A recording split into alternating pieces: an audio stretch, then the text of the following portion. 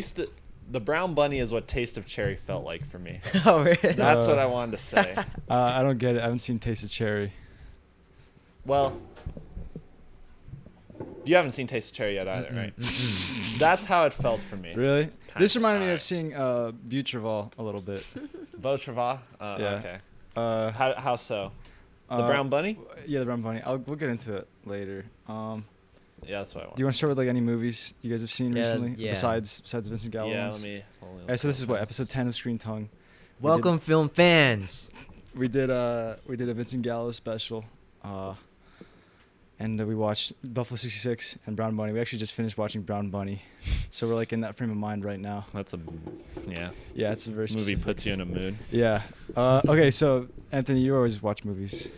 Yeah, go for it. Actually, yeah, there's one that I do want to just say that it was like a really pleasant surprise. Because this is what I was talking about earlier. And basically, sometimes the trailer really doesn't sell you on the movie. And, like, you see a trailer like that looks, I don't want to watch that. You know what I'm saying? Yeah. Okay. I heard pretty good things about it. It came out like in 2018. It's called Vox Lux, directed by Brady Corbet, who is the other guy from Funny Yeah. Games. He's a director now. I don't know. If you Oh, know. that's really his fucking first cool. movie. He actually won Best Director at the Venice Film Festival for it. Oh, shit. And so this is his second movie. It's called Vox Lux. Vox Lux. How do you And- spell that? VOXLUX. Okay, that's So what I thought. Vox That's Lux. good.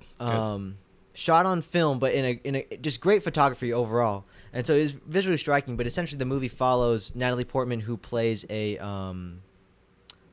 like pop star, like Lady Gaga-esque pop star. But really, it's like, I don't want to give too much away, but it's really like a portrait of the 21st century. And it's Is it like Neon Demon? no. Oh, okay. I don't really give anything Dang. away, besides like I actually really liked it. And I don't know if like I saw it and I didn't stop thinking about it like for a few days afterwards. Okay. But it just like it really reminded me of like Kanye and people Oh, okay. people like that, you know, and Kanye's just my dude, and I'm just like, oh man. But Brady Corbet, I like that. the movie goes places. You wouldn't expect? Yeah, and so that's why I don't really want to say anything. Okay, yeah, Okay. don't spoil it. And Natalie Portman's in it. Yeah, Yeah, and that's and cool. you think you've seen the quintessential Natalie Portman breakdown in a Black room Swan. in Black Swan. This one has a pretty good one too. Okay. Okay. But yeah, that one was Vox like Lux. yeah. Vox I Lux. like that title. Yeah, it's an interesting title. It gets you hooked, you know? Yeah. Like, you want to see what it's about. And yeah, I might even recommend it for Yeah, do it. for- Yeah, for- Go it sounds, for it if you sounds want. interesting. Go for but it.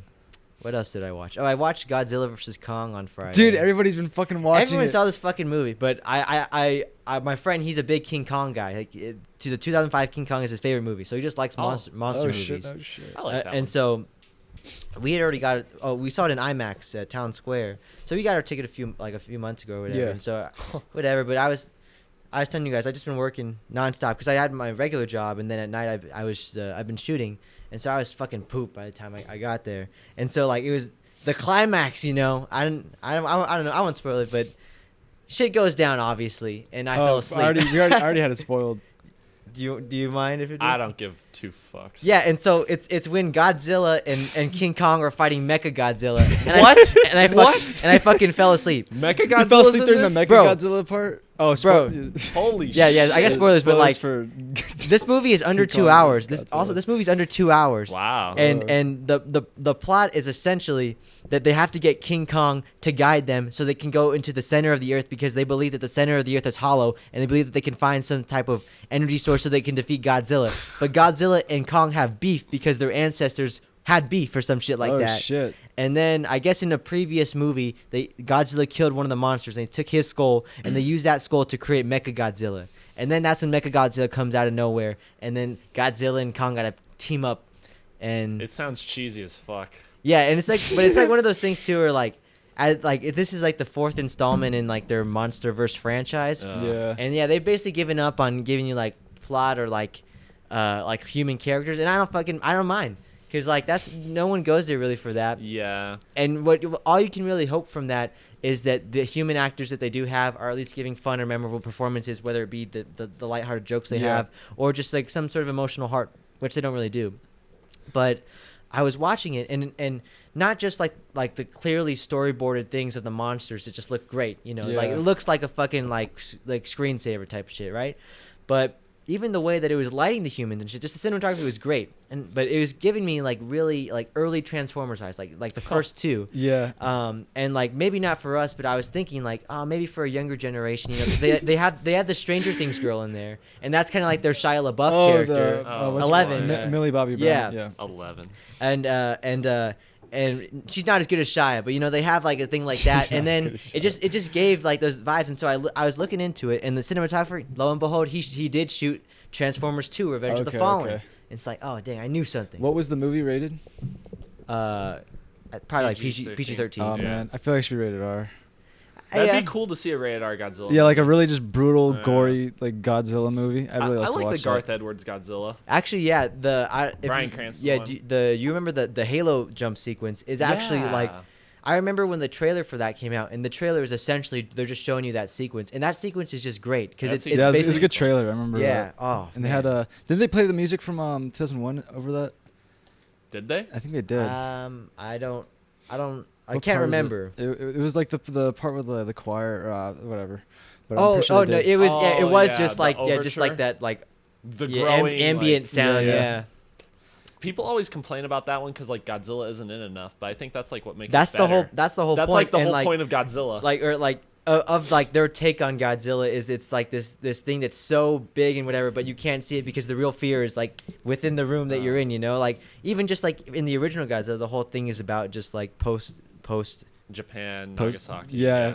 atomic bomb fears. That's like I what wish makes it I a wish great they would idea. I wish they would bring that back. I don't feel like They, That would they be did so actually. cool. I don't know if you. It's called Shin Oh, Godzilla. yeah. It's the Japanese Yeah. one. It Oh came out yeah, a yeah, few yeah, years yeah, ago. yeah, yeah. Okay, Everyone okay. says it's really good. I haven't seen it, but Me essentially neither. that's the whole take in terms of like, it's more of a movie about like bureaucracy and like the troubles that come with it because it's basically the Japanese government trying to decide what to do. Like, should we drop a nuclear bomb on Japan on our own country this time? You know what I mean? Like, idea. Bomb our own country. so like it seems like an interesting premise, and everyone says it's good. So I gotta check it out at some point. Okay. But like, okay. I'm not the biggest fan of I think I monster saw movies. the like last shot, and I just remember it being cool. Okay. So, Elijah, did you watch anything? I saw Chungking Express. Oh yeah. Oh, how'd you like that? It was all right.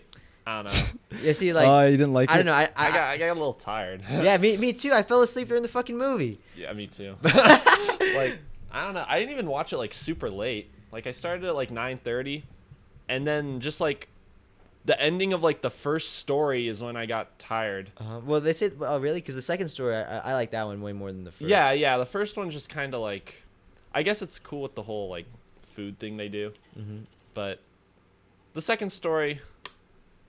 There's like this thing I've only seen In the Mood for Love and Chungking Express, but like Wong Kar-wai is he likes using songs like over and over. Yeah. Does he do that in his like other like movies? essentially just a motif. Music is a really important part.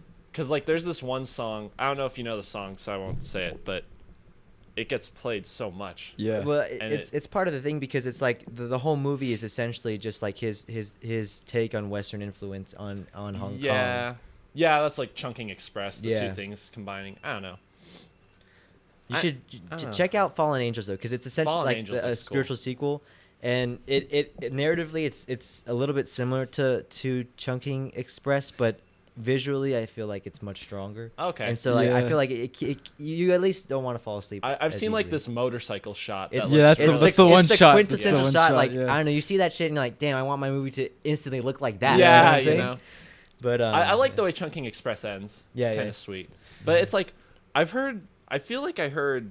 I know Quentin Tarantino obviously liked it, but I feel like I heard PTA say something like he saw Chungking Express and it changed the way he saw movies.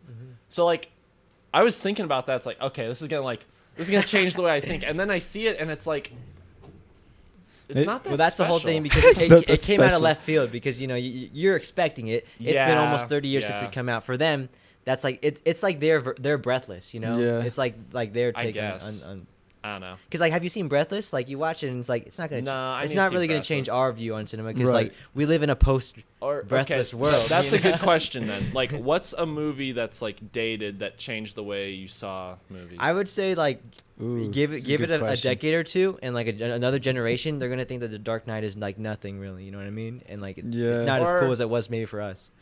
Okay. That's not what I meant, but that's a good point. Too. Where it's like, yeah. something that was like really cool for our generation. For you, just changed. Elijah, I feel like it'd be like something like Boogie Nights or something like that. Yeah, Boogie Nights, or I don't know. I just like that movie. It's a good I don't know movie. if it's like, it doesn't really make me think about. I think cinema, like I a guess. movie I don't that know. really changed the way I think about movies would be like Kids? Kids, Yeah, like okay. any Harmony Korine movie. I can see kids like Kids for in sure. your writing. Like, Yeah, oh yeah. yeah. Kids, obviously. Good Time for Yeah, sure. Probably definitely. anything by Harmony Korine for you. Anything by Harmony Korine.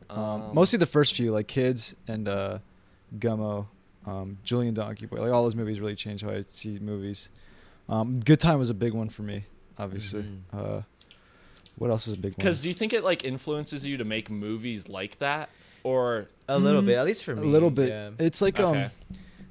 Because they set the bar of like Yeah. my taste, you know. especially like any like Harmony Korine movie. It's like you really get like a feeling from it, you know. Okay. And it's like it does it in such a different way than like most movies, you know. yeah, Like a lot of his movies don't even really feel like movies. It's really very weird. raw. It's like Yeah. watching like real life footage. Yeah. And then like Good Time is like Oh yeah. that's they just shot it so weird, you know, like there's really good colors and it's all Yeah, close-ups and the dialogue's pretty good. It's like it feels very like Good you're Time. in it. It feels like the perfect execution of tone. Like this is Yeah, this yeah, is yeah. the perfect like they captured it like whatever they saw in their head. It's in the Yeah, film. it feels like that's one thing I keep thinking when I think of that movie is like that feels like a movie that I feel like I would try to make. Do you know? It's feel it like feels- Good Times like a noirish at all? Yeah, There's like, elements I of guess, it, yeah. Like Elements, yeah. like a 21st century type. It's of like noir. LSD noir. Yeah. And that's the thing too, because like a lot of the movie takes place at night, and the way it plays with shadows and Yeah, yeah. colors is Okay. reminiscent of that. And there's a lot of crime aspects to it. It's really Mhm. good. But yeah. I don't know about you guys, but like I feel like the noir, just the title noir is just thrown around too much. Right? Everything, Yeah, that's everything's why- kind of like yeah. noir. So like I don't even like to say that, because like still in my head I think of noir as a very like It comes I don't back. want to from, say like, dated, but like, you know, It is dated. It like is dated, a yeah. thing. So like I don't know. It comes from like German expressionism. Yeah. And then then there's like people call fucking Pulp Fiction noir, Old Boy noir, and it's like, especially Old Boy. I don't really get how that's a noir movie. I That's that's what what I I'm saying. It's, kinda like see it. it's such a broad term. Yeah, you know? so- I don't know, but I Yeah, feel Good Time though fucking it's like rules. Good Time like, it's like they took like the idea of noir and then just did like you said, like a really 21st century like acidy type of like drug trip thing with it. I'd say a movie like changed the way I saw movies is like Elephant I'd say Oh, yes, Elephant. yeah, I really want to see that one. and Irreversible. Oh, Irreversible? Yeah. Damn, I need to see that Yeah. one too. All the long take movies. So like a lot of stuff by Michael Haneke. oh, Okay. oh yeah, funny games for you. Funny games. Funny Games. Oh, yeah, Funny Games is cool. The movie with Funny the Games is long really cool. takes though is The Piano Teacher.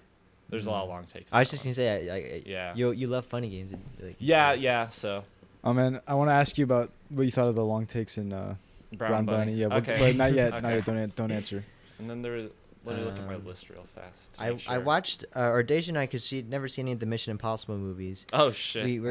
We watched the last three because, like the first three are cool, but like Yeah. the last three feel more, I guess to me, timeless. Where the first three each feels like of its era. But what I really respect about the Mission Impossible franchise, because it's my favorite action franchise, is that each one is like a singular film from a different filmmaker. You know, like the first one is a Brian De Palma picture, and it Interesting. really feels like that. There's split diopter in there, there's split screen, all types of shit. Yeah. Even just the way it's shot. The second one is a John Woo film, all the way up until he has the white doves flying everywhere. You know what I'm saying? Shit. The third one is a J.J. Abrams film, and it's really what I find interesting about that film is that it's really him establishing his voice as a visual director. You know what I'm Okay, saying? okay. It feels like it's what gets him the job for Star Trek and eventually Star Wars. And then when you get to Ghost Protocol, which is the fourth one, that's Brad Bird, who did The Incredibles. That's his first live action feature. Oh, shit. Oh wow. I didn't know that. And what's funny about that movie is that I don't know if you guys know that, like how the movies are pretty like notorious for each one. He's basically just trying to top himself with the craziest stunts, stunt. Yeah. So in the fourth one, he's literally hanging off the side of the world's tallest Yeah, I building. remember that. What the yeah. fuck? And so like the whole movie Oh. is like there's a lot of stuff shit going down, but then like the last 45 minutes is like an escalating fucking action sequence that leaves you like you forget the first half that it's kind of questionable because it leaves you like just on such a great high, you know what I'm saying?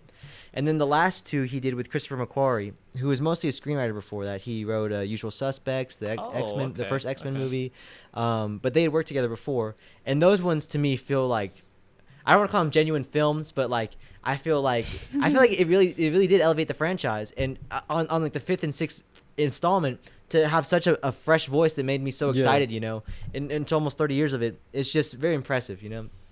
And yeah, in the 5th one, he hangs off the side of a 747 as it takes off. Yeah, and then that. in the 6th one is great because in all the other movies, there's only like one set piece. It's like, dang, that's awesome. The 6th one is cool because it has like 3 or 4 that are like evenly placed throughout the movie that make it so you're not actually really that bored because there's just a lot going on. And that one's fun. And that one, he's a halo jump sequence. He flies a helicopter and there's a motorcycle. He can chase. like die from all this shit. Yeah, and like, in the last one, there's a scene where he actually jumps from roof to roof, but he misses and breaks his ankle, and that's the take that's in the movie. Oh yeah, and, I think I saw that. He literally one. almost fell off the building and fucking died. But I don't know, that Scientology is just something hits different. Yeah. Scientology. That's like all Tom People are Cruise built does different. now, though, is like the Mission Impossible movies. He did The Mummy. I don't mind because the Mummy He did was he pretty did the ass. Jack Reacher. Oh yeah, the Jack Reacher one's pretty ass. I heard American Made was okay. I didn't watch it though. American Made.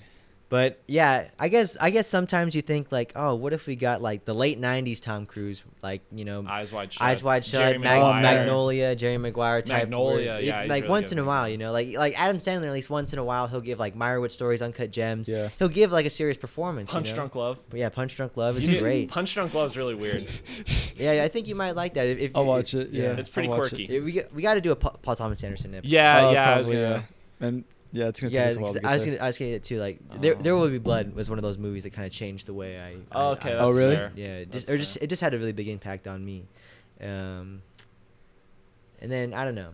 It's hard to say things that really changed my perspective, but things that kind of just like grew it. Like, and it's hard to even say a specific movie. Yeah. But I remember Blade Runner 2049 Oh yeah, that was another one for me. because I Easily, saw shit, I okay. remember the first time I saw it as an IMAX and it kind of just like, oh damn, I didn't really, because like at the time, you know, it's a sequel, it's like a reboot thing, you know, they had all those because they had the Ghostbusters one, all types of shit, and so you kind of think that it's like a cynical type of studio thing. Mhm. But no, like Denis Villeneuve, he had a real vision. Yeah, it really and surprises you. executed It on surprises you. you know. Yeah, I Okay. really, And I really like, wanted to oh, hate it. fuck. Yeah, me too. I wanted to hate I went in really wanting like I'm gonna shit on this movie. And then it's like cool. And it's Yeah. really surprised me. I was like, okay, I think I like this more than the original. Yeah, I Yeah. actually do. Yeah. Yeah.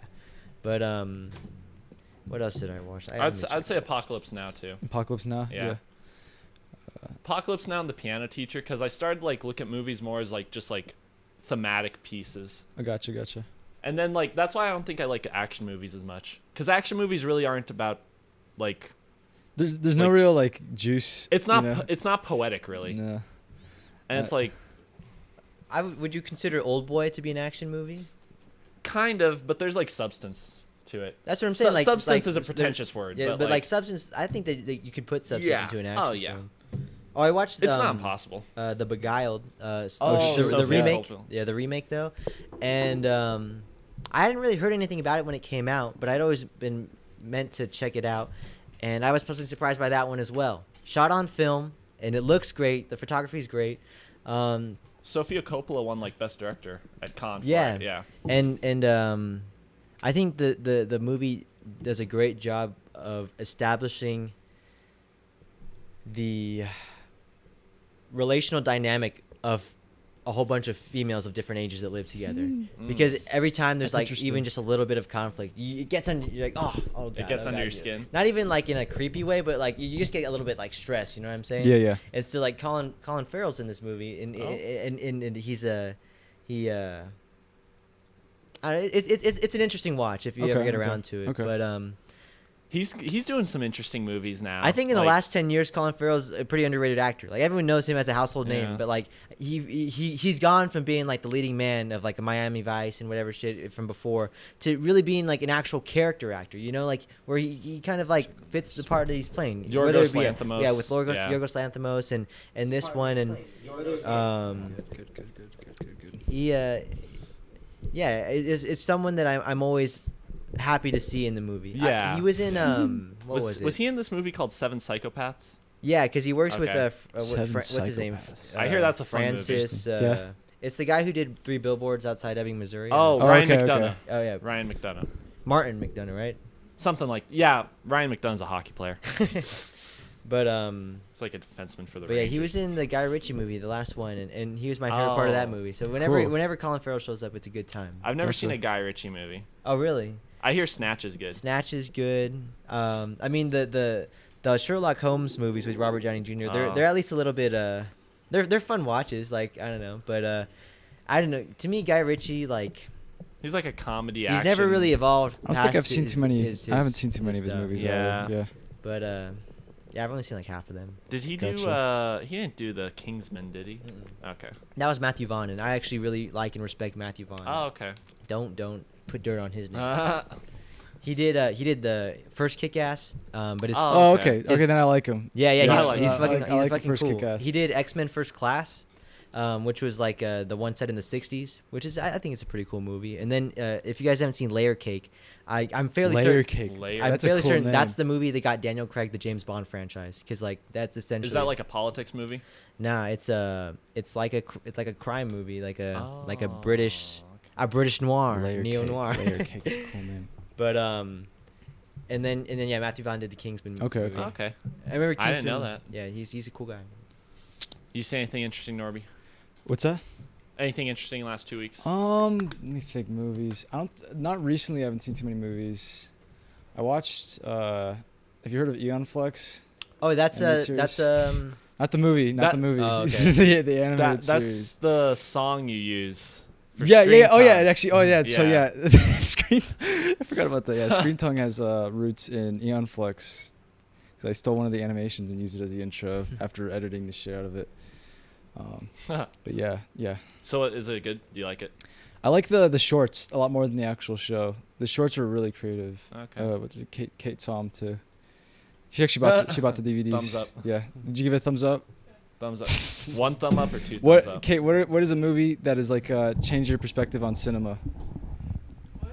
What's a movie? All right. Well, what's a movie that really changed your viewpoint or your perspective on cinema? Or just like makes you want to watch more movies like it. That's the way I kind of thought about the Put you question. on the spot. I mean, you showed me Harmony Korine, so you can just say one Yeah, of those that's movies. what I was thinking immediately. Trash Humpers is like. The Trash Humpers is pretty wild, yeah. I don't know if they make that. I want to see Trash Trash Humpers. Humpers is pretty. Oh, Korean Escotzi? Probably, because I'd never seen anything like that before. Yeah. That's pretty cool. Yeah, Elijah, you should see Korean Escotzi. Oh, the music one. Yeah, it's got Yeah. music. Yeah, it's got music. It's got music. It's definitely got music. Speaking of Trash Humpers, I was watching this Harmony Korine interview. I think it was like for the premiere of the movie at some festival Oh, or yeah? whatever shit. But he goes to ask him questions, and Harmony Korine just walks up and goes over to some whiteboard. Oh, is it the Fox horror? Yeah, the Fox horror, whatever it's a shit. Good, and good, it's- good interview. Yeah, essentially, he starts drawing circles or dots and lines until it like makes some sort of figure. And then every dot he puts a word, and then he has like this fucking like word map of shit, right? Okay. calls And it then he like starts a- making poems with it and shit. And he's He like, calls it like a DNA. Oh, yeah, it's a yeah. Fox DNA thing. That's pretty cool. Apparently said it. Yeah, word DNA, It said right? it closely resembled like a fox's DNA or some shit Oh, like that. I have yeah. no idea how accurate that is. and he's like, But that's but he's what like, he said. I think this is the future, like in terms. Yeah, of, this is the future. Just like coming up with creative ideas. That's pretty cool. You you should check out. It was really just cool, look yeah. up Harmony Korine Sundance or whatever Yeah. shit. It's like Okay. he just goes around and it's like Sydney hung out at the church with the Nazi, and it's like just goes on and on. It's like this paragraph long poem about just like random shit. Yeah. Is he like making it up on the spot? Yeah, Sort of. yeah. That's Well, pretty the words cool. are already That's there, pretty but cool. he's like connecting them. No, he makes up the words too. Yeah, the words are made up. Yeah. Okay. Yeah. But it seems like a fun game to play. I don't know. I might play that game someday. What Yeah. Seems like really fun. What about Fear and Loathing for you? Oh, Fear and Loathing. Or maybe I like would say Clerks probably changing my perspective more Clerks, than okay. Fear and Loathing, because Clerks is like so small budget, but it's so fucking good. oh, it's so It's much just- fun. it's so. How do you it's- feel about Kevin Smith, like as a Okay. filmmaker overall? Oh, though? man. this Kevin Smith episode. It's kind of disappointing. I mean, he did. Chasing Amy was really good. Yeah, I like chasing. Him. need to see Dogma is that like one. a fun movie. Mhm. Isn't Mallrats just like Clerks but in a mall? Yeah. Okay. So Mallrats is really fun. What about Um, Tusk? Tusk. All right. So I knew what Tusk was about and I got a bunch of my friends stoned, and I brought them over, and I was like, all right, we're gonna watch a movie called Tusk, and they already knew what Clerks was. Like, oh, he made Clerks. I was like, yeah, you made Clerks, you know. You guys like Clerks? And they're like, yeah, we like Clerks. And so I put on Tusk, and we started getting into it, and they're just like, Norby, this is the shittiest movie I've ever fucking seen, dude. Then didn't he do a movie called Red State? Yeah, I think Yeah, yeah, his last one, Yoga Hosers, it was just his daughter and Johnny Depp's daughter That looks fucking around. That sounds and then really bad. he did a reboot of Jane Silent Bob. Oh yeah, Oh, the that Jane looks Silent bad. Bob reboot. Yeah, came Mikey out and I last went to go see that in theaters. And Didn't the you whole say it was painful? No, it wasn't that bad. No, Oh, okay. it was good. The whole theater smelled like weed. It was pretty fun. Oh, okay. We really enjoyed it. Yeah, I mean, it's not like. What if you're not stoned? I mean, we weren't stoned. Oh, but the okay, theater still smelled like He's weed. got that contact. Yeah, on. but the movie. I mean, it's nothing like Clerks or anything. Like the Jane Silent Bob movies are like really like stoner movies. Okay. Like really just like stoner comedy. The first one's fun. Gus Van Sant's in it. In the first Jane Silent Bob. Are you movie. serious? Yeah, because there's like Oh, a whole. wow. I don't want to give it away. Actually, I won't. If you ever, you should check it out, and just for that one, I think it might give you a Okay. kick. Okay. Okay. I like Gus Van Sant. I was Right. just gonna say like, because Kevin Smith, I feel like Clerks is like the perfect amalgamation of his talents and material, but Yeah. then it doesn't apply to everything because you realize that like, oh, those weren't stylistic choices. That's just like That's what, just what like, he thought, like how you shoot a movie in Yeah, terms of like yeah. how he frames the shit. Because like you go to like a Chasing Amy or like of that era where it's starting to be more narrative, and he still shoots it exactly the same, where the camera's just in the corner, and I don't know, to me it's not even so much as like a direct choice as a lack of a choice. You know, he's like, I know where to put the camera. So Yeah. put it he's there. more of like a writer though. Yeah, he's Yeah, a great definitely. writer. Yeah. I have it's this document is called The Death of Superman Lives, and I don't know if you know, but in 1999, Nicolas Cage was supposed to be Superman. Wow. What the Directed by fuck? Tim Burton, written by Kevin Smith. That would be really cool. And there's a documentary in it from it's actually really cool. I have it if you guys want to check it out. That would be so fucking And it's actually tight. so interesting, like the whole making of process of that movie. Like there's actual pictures of Nicolas Cage in a Superman suit getting ready to film this fucking movie. What happened? Basically, the producer behind it was just like a retard, and he wanted to do all these like stupid things, and so Tim Burton left, and Kevin Smith left, that and sucks. then the movie just never happened. But it's the movie that one of the like, oh man, there's like a few movies that I'm like, damn. I think about like just what could have been. That It would would've have been. I don't even think it would have been that good, but like, I just want But still, want like that DVD. that mix of people is like really like off. Yeah, really like off. you should just look up like Nicolas Cage Superman just to see the suit. Yeah, and it essentially but the whole problem was that like the producer wanted Superman to fight this like giant mechanical spider, and Kevin Smith is like, why? He's like, I think it would sell. I think it would sell really great, and so like there's just a whole bunch of things like that. But what's funny is that producer. He also produced the 1999 film Wild Wild West, the Will Smith Wow. one. Oh God. And- Wow, that does not look good at all. I mean, Holy it's shit. it's conceptual stuff, but yeah, it's Dude. What the hell? Oh my god. but Man, his hair was so long. oh boy. man, my dude, fucking guy. Oh my. That'd be such a trippy movie. But a whole bunch fuck. of like the pre-production stuff that was going into this movie eventually went into Wild Wild West. Oh, okay. So it's a little bit it's a Okay. little strange, but it's a great. I think it's a fun documentary. Just like Okay. it's a cool thing. I met Yeah. I met the director. He signed my copy of the Blu-ray. Oh, Oh, really? nice. Oh, that's Yeah. really sweet. And then it was kind of sad he died like right after that. Sorry for his laughing. name was What the fuck? His name was John Schnepp. He is also the creator of Metalocalypse. I don't know if you guys ever saw that on Adult I've Swim. heard of it. Yeah. Yeah. So he was a cool guy. Interesting. All right, I think we should get That was into. I think we should get into Buffalo. I think we should get into Vincent Gallo. So, okay, so do you want to talk about Brown Bunny since we just watched it, or do it chronologically? Oh, it's chronological. Okay, Yeah. okay. Or should we give a preface of the man, the myth, the legend, Vincent Gallo? Uh, or just I go think in we'll the just start digging in and just see Alrighty. where it goes. So Buffalo '66 was made in what 96? released 1998. 98, okay. All right, so tell me how you Okay. experienced Buffalo '66. For the first time, Yeah, Oh, yeah, the you first got time? to go back to the roots. so I found Buffalo '66. It was probably recommended to me in like an edit that one like I Am Cyborg, but that's okay. That YouTube editor. Yeah, I I know mean, that. they have like millions. I mean, they're pretty big now. But back then it was I was like 18 or 17. Okay. I first saw this edit she made with Buffalo '66 and a Cigarettes After Sex song called John Wayne. Okay. And I was really like impressed by the edit, and I remember saving it, and eventually, I don't know, a few years later, she took it down. I tried looking for it. I just couldn't watch it again. It was really fucking disappointing. So there's a bunch of other people who've made edits with the same song, but it's Okay. like nowhere near as good as what she made. And I tried messaging her and shit, and couldn't fucking find it. Couldn't find it at all. But I was like, fuck it, I'm just gonna watch the movie. I really want to watch the edit, but I can't find the edit, so I'm just gonna watch the movie. When'd you watch it? I watched it. When did I watch it? Like September of like 2020. Oh, okay. Remember, I was in the class. yeah, I told you about it. Okay. I was. You were in my class. I was talking about it, and so I watched it, and I was just really. I went into it really kind of thinking I might not like it. I was really kind of skeptical. The posters are kind of shit. Yeah, they're okay. I mean, they're all right. I don't like They them. could be a little bit better. But I Like- remember going in just really like wondering if I'm gonna like it or not. Cause like whenever I heard people thought it was interesting, and then I saw the poster and it's like if people didn't talk about this movie, I probably wouldn't watch it. I don't know. Yeah. Yeah. It feels like something that was kind of buried, but The Little bit. posters when just you find shit, it, though. it makes it feel that Yeah. much better. No, I yeah. think. But yeah, I remember watching it, and the first time watching it, the first half of the movie, I was like really trying to like not really understand, but like understand where they're coming from, like making the decisions they made, you know, with like the Yeah. edits and stuff. It's very weird. And yeah, first time watching it's a little bit bizarre watching it the first time, but then in the second half it just really got me. It was like I really was emotionally invested in what was happening, and I Okay. wanted to. But that's what it was like for me watching it the first time. Okay. I'll let you guys go. Your turn.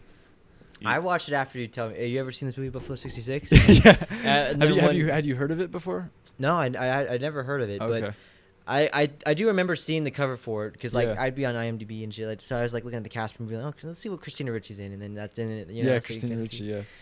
So like I was familiar with at least the poster of it. Yeah. But then yeah, one night after all the movies you guys said, all right, might as well check these out so I can tell them about it, you know. Yeah. But I thought it was good. It didn't blow me away, but it at least got me invested to see, okay, who's this fucking guy? Yeah. And That's then fair. that's when I fell into the rabbit hole, like full Yeah, force. yeah, that's- I already told the story or whatever, and then I was tripping the day after, but I spent like a good portion of my trip just looking at his fucking website, you Nice. know, and just watching all his That sounds interviews and fucked shit. up. That sounds really fucked up, actually. Oh, it was actually, I don't know, like He's interesting. I was like screaming, of just laughter because it hurt so much. I feel it. It's almost like a flashback. I can feel what it felt like. But it was, I just couldn't. This guy got like literally under my skin like sometimes it's how it is, bro. Yeah, you that's ever how it feel is. like, dang, he exists, you know, like that's like, oh, like Kanye exists, you know, Vincent Gallo exists, like Yeah. thing like that, you know what I'm saying? What do you think he's doing right now? Vincent? Yeah.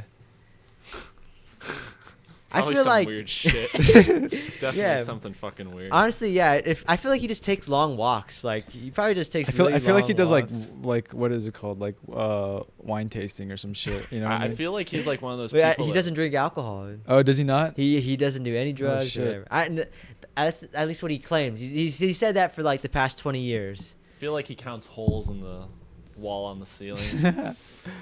I don't know. All right. And All then, right, Elijah. so, I'm really curious to see your like, reaction. all the like in screenwriting 101 or whatever it was. The Norby comes in, he's like, intro to I screenwriting. saw this movie called Buffalo 66, and I'm like, oh yeah, Sardonicast talked about it. But then Norby just kept bringing it up, and I'm like, damn, this movie's got to be fucking good. And then like it's just like Buffalo 66, so I'm like, okay. And then I was texting Norby the other day, and like I was really hyped to see this movie, like probably like most hyped movie since like Tenet. God damn, bro. Sorry, And I'm like, sorry I I'm- did that to you. No, you're good. And I'm like, okay, I need to see like what the hype about all this is. Mm-hmm. And then it's weird because like you see it and you're like, okay, in a way it's nothing too special, but there's something about it that sticks with you. Yeah. Like there's definitely like clever filmmaking techniques. The characters are very just when I'm watching it, and it's kind of funny because in the one interview with the 4 critics, Yeah. he says something like, I don't like David Lynch. And as Yeah. I'm watching the movie, I'm like, this is a lot like, reminds me of like a David Lynch movie. It reminds me of Blue Velvet. Oh, I can see And that a little bit. It's just very like surreal and quirky. And I think that's why people like it. Yeah. because it's also pretty wholesome too. Like A little bit, honestly, yeah. it's actually yeah, by like the end, it's pretty wholesome. I think at it's the end, yeah. kind of like a rom-com.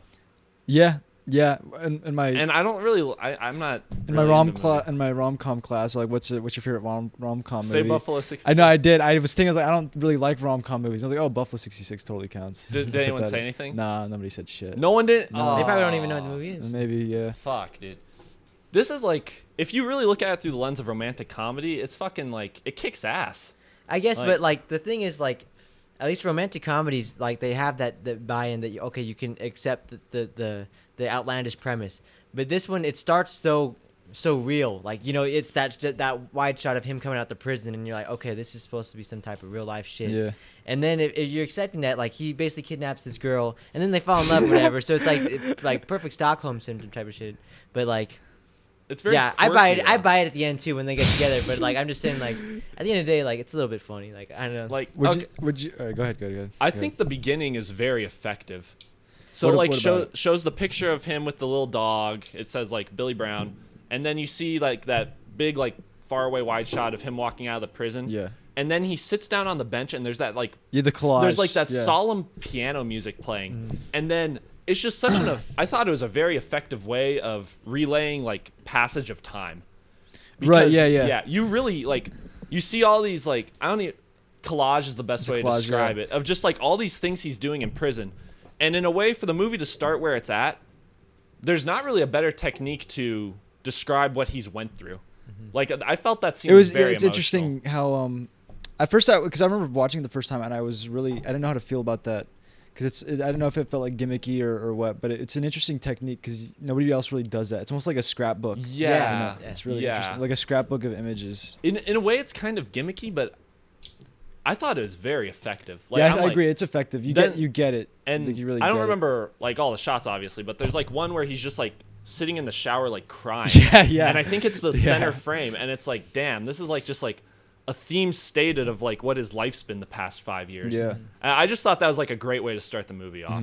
Yeah. Like I was that got me invested. Yeah, it's you a know? bizarre editing technique. It's really Yeah, like yeah. like the second that it starts out like that, and it's like so early on in the movie, you're like, And then it like fills up the screen too. Yeah. It's not even like that shot of him at the bus stop anymore. Now it's just like prison, and it's like this is what's going through this It's guy's just- head. it's just like prison. You know, Yeah, I really like that.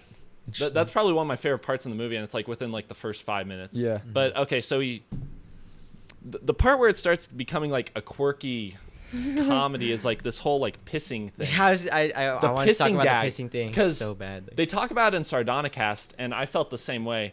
Adam said something like, fuck, like, is this what the movie's gonna be?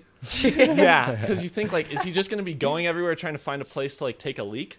yeah, that like- part. I kind of like if it. I want to do a movie like that. Yeah, you know, it's a gimmick, but it's like, okay, it's kind of. Or like, see, my thing about the whole pissing thing is it goes on just one beat too long. That's where, like, yeah. Yeah, you think so? like In a yeah. good or bad way.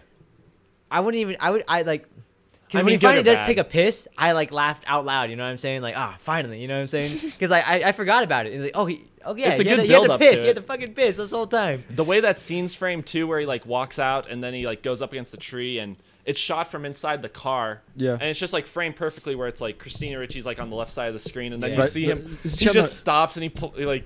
I do remember that, but when it cuts to like the shot on him when he's taking a piss, I don't know. That feels like something where he kicked Lance Accord the DP offset and he shot himself because like the light is pretty hot on him. But that's just a side Oh. note. Yeah. But I like the. I just thought it was funny because the day I was tripping, I was reading the website, and you know, he says it's kind of like performance art, but you know, like the racist and homophobic shit that's on there. And then in the movie, like the whole like reason why he really can't piss is because, or like. I don't know, because I feel like he's in the bathroom, and then some gay guy comes in there and is fucking obsessed No, with his he cock. comes in there. He comes in there. Oh, The yeah, gay the guy's gay guy's trying to already take a there. piss, and that scene's really funny because like he's just looking at it, and then the gay guy's just like, It's it's so so big. Yeah. And then he's the director of the movie. That's where I'm like, okay. Yeah, they said this- that in Sardonicast, right? They're like, oh, Yeah. they hated that he put that line in there. But that's so funny, dude. Yeah, Like it's almost self-aware. Yeah, because You know? like Yeah, a then little he, bit, yeah. he's like, damn, I can't piss now, and he gets all fucking mad in the bathroom, and it makes me laugh. That's the thing, and so like, I guess it's more I'm just confused. Like, was that his intention, or is that just like the natural like reaction to this situation? What do you mean? What do you mean? Is like, Is the situation supposed to be funny or is it supposed to be urgent? Because like he's playing Okay, it, gotcha, he's playing gotcha. it really urgent. Like it's he's really stressed out. He's pissed off. But It's kind of hard. I mean, I feel like it's just like a Vincent Gallo thing. It's like, that mix he of like emotions. he acts urgent, but it's like a lot of time I'm just laughing at like how he acts. You know, it's not even like he's trying to be funny. But yeah, that pissing scene. I was gonna say like, just as Vincent Gallo as a person, I think his like life is satire. Like I don't believe him with the he's whole a like. performance artist, a true performance artist. I don't believe him with like that whole like semen for $1 million Republican shit. I really think it's just an act. Oh, there's a thing at the bottom of the website that literally goes into that like all the stuff on this website is actually for like performance art, like even, Okay, yeah, I it's thought in the so. biography. even Yeah. And then so I think he's just like with the whole like, oh, your dick's so big and you're the director. Like he's really just making fun of that. Did you That read the prostitution thing? Because there's multiple lines the in there fuck?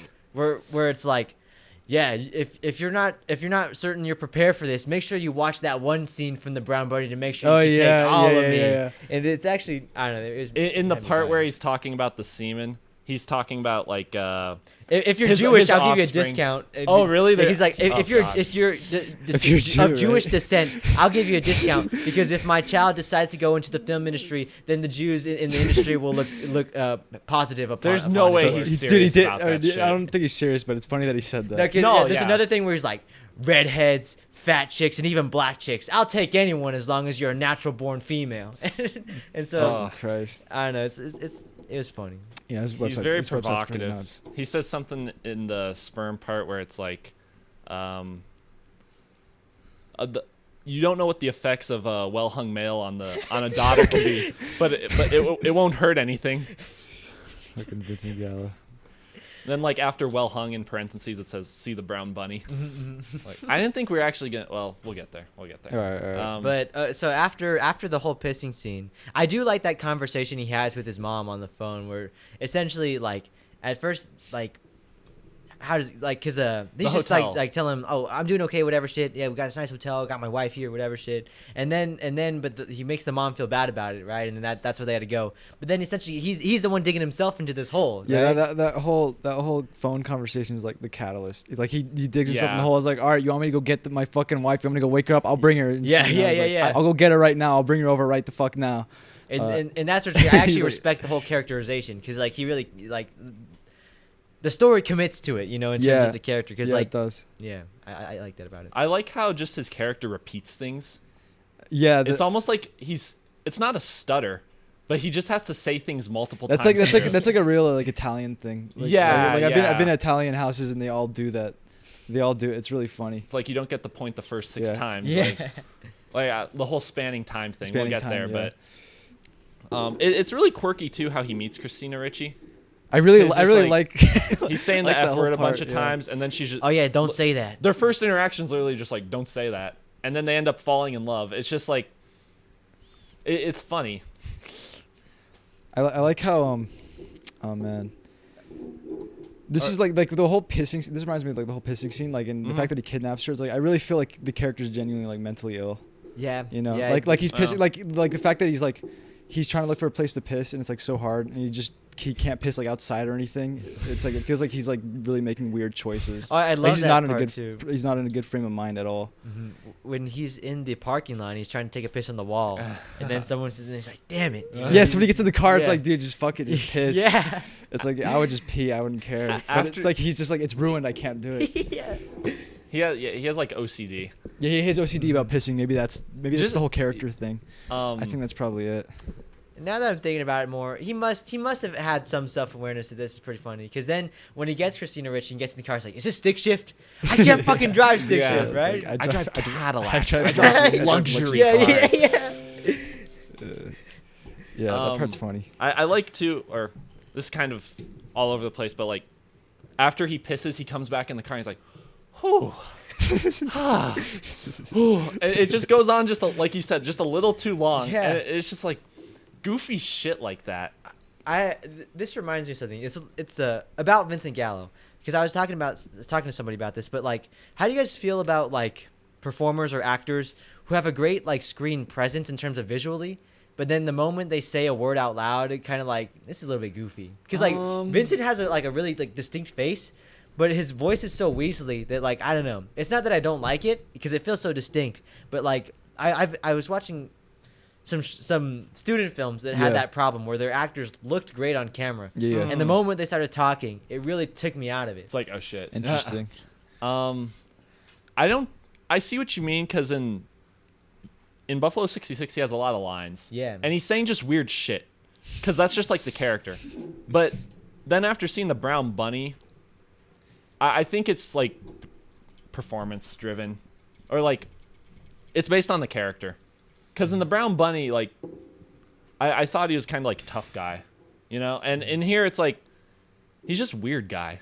Yeah, and here's weird like, guy talks funny. It's like he's an interesting character. It's not like he's not like a tough guy or anything, but he's definitely does like some like dumb shit, or like some fucked up shit. He makes terrible choices.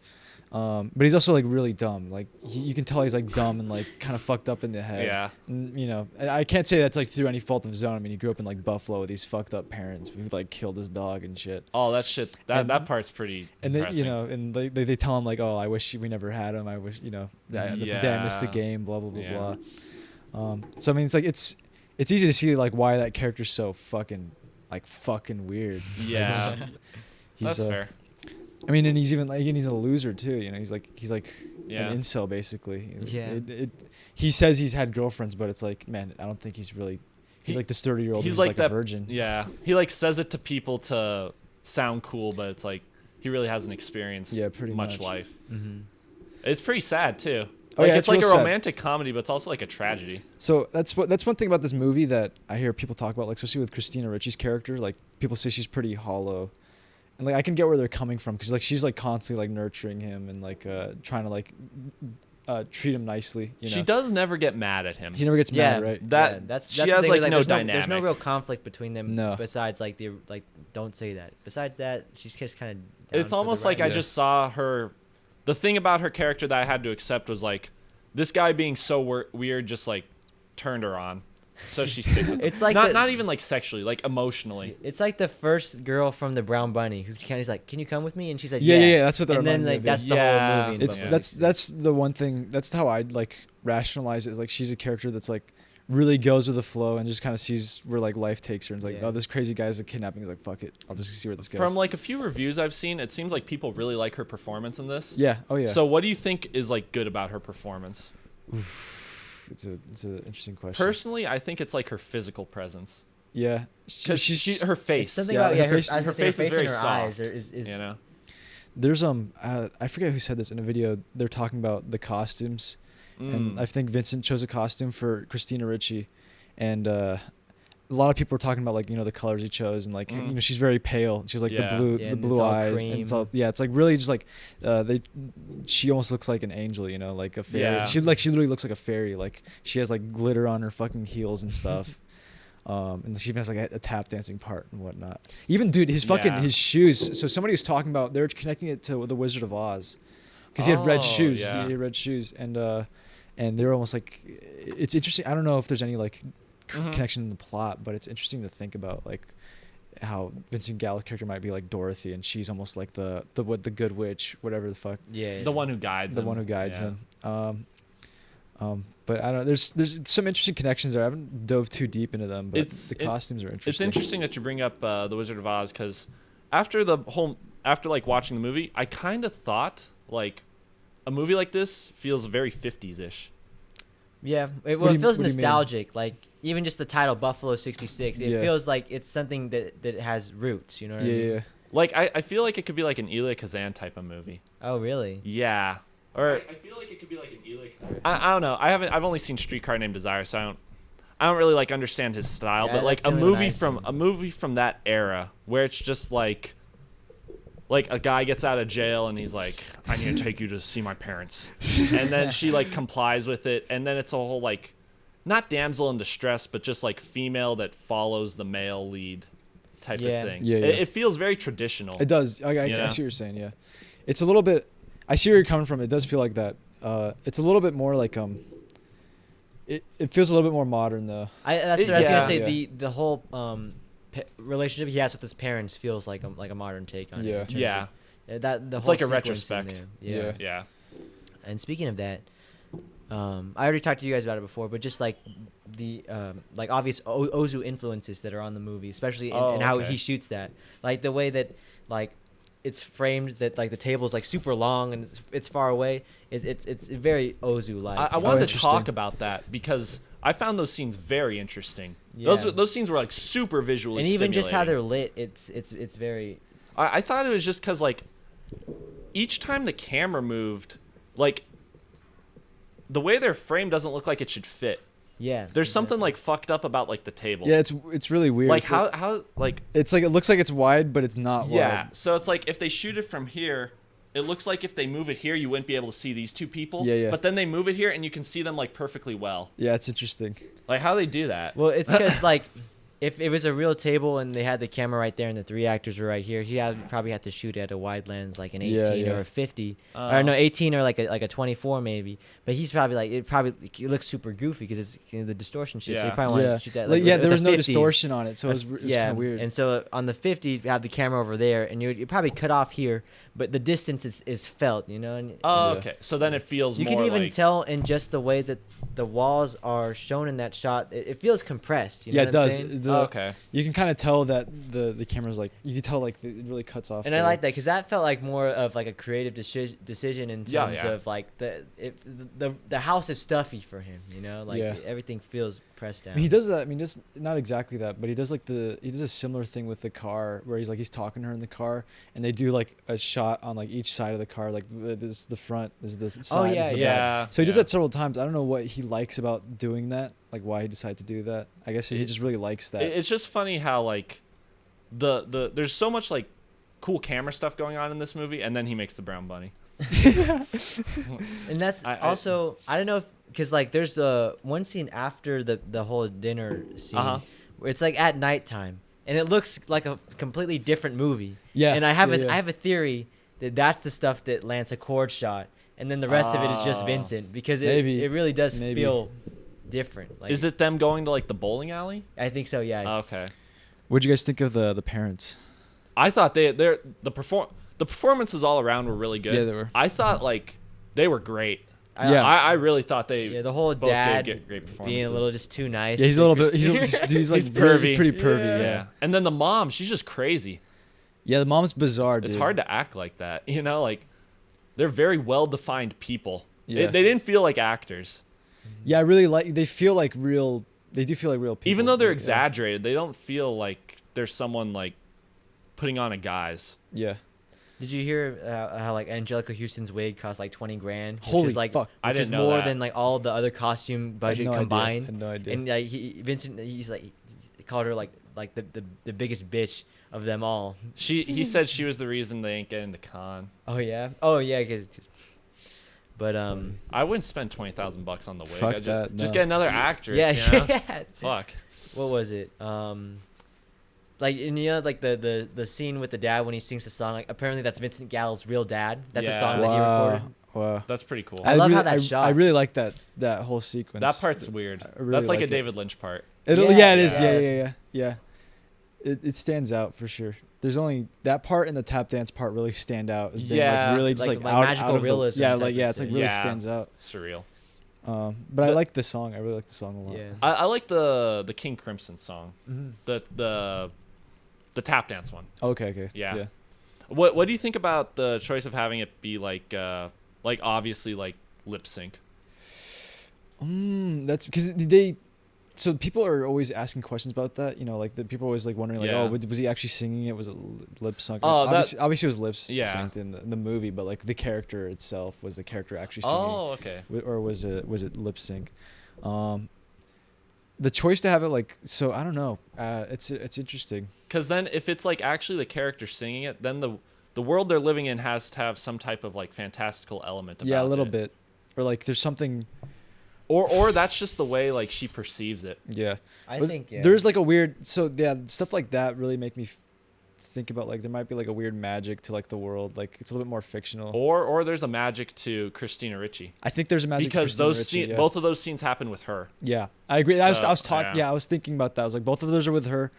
That's how she envisions But there's like it. a weird magic to it, cause like the tap dancing part, which is the other part, that's kind of like really surreal. That kind of changes how Vincent Gallo bowls. Like, he was doing Yeah. fucking really good. Like, he's stupid good at bowling, and for whatever reason, like, she just like sapped it out of him. I don't know. He was kind of being a dick, I guess. Yeah. And the karma. That's like when you really see him first be happy. Yeah, that scene really was Aside from the time he like pisses, like he's just like mad. Oh up man, until dude, there. the part where he finally gets to piss, I thought that was.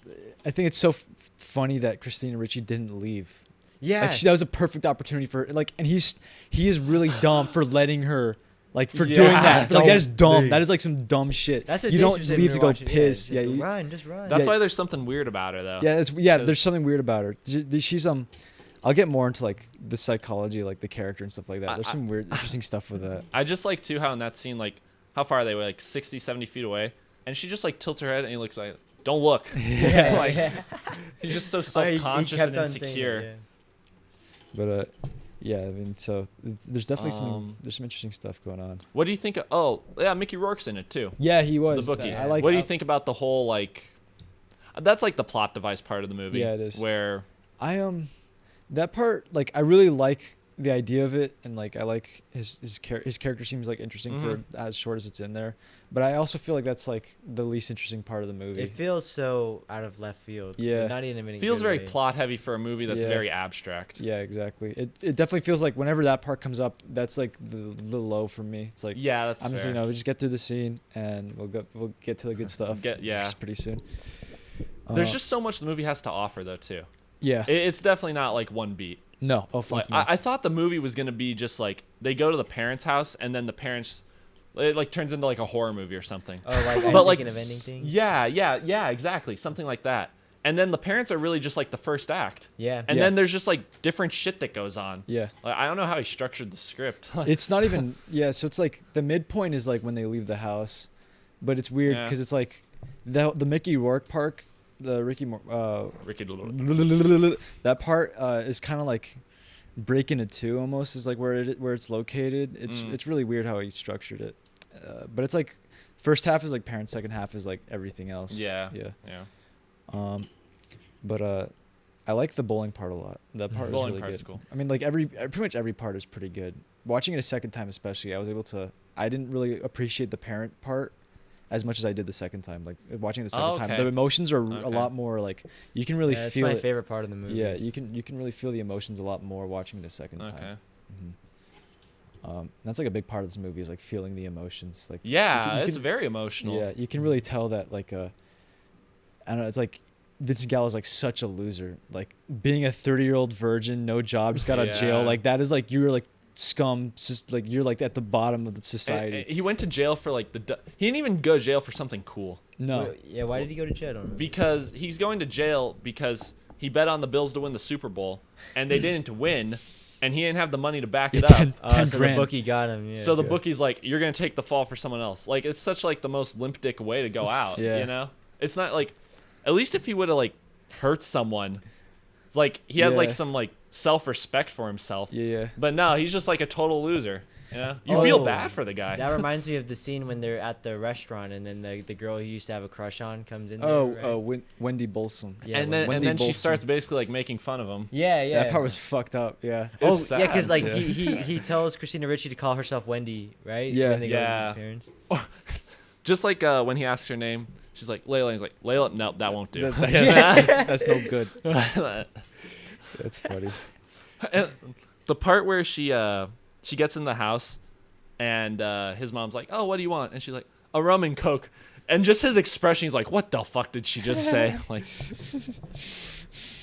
Like you're taking a nice girl home to your parents, and then like that's what she asked. It's funny. And she was fucking. Christina Ricci was 18. Holy Yeah, I know, shit! yeah, Vincent Gallo was like 30 something, 31 when He's- he made this he's movie. pretty- He's almost 40, right? He wrote. So I was hearing somebody talk about Because he's born in it. 1961. Yeah, he's yeah, an he is old guy, almost yeah. 40 then. But maybe he was probably older. Yeah, you're probably right. But I remember hearing somebody talk about the script, and he wrote the script like a decade earlier, and they're saying it probably would have been a better movie if he was younger for it. Yeah, I he imagine feels a little old for Yeah. the part.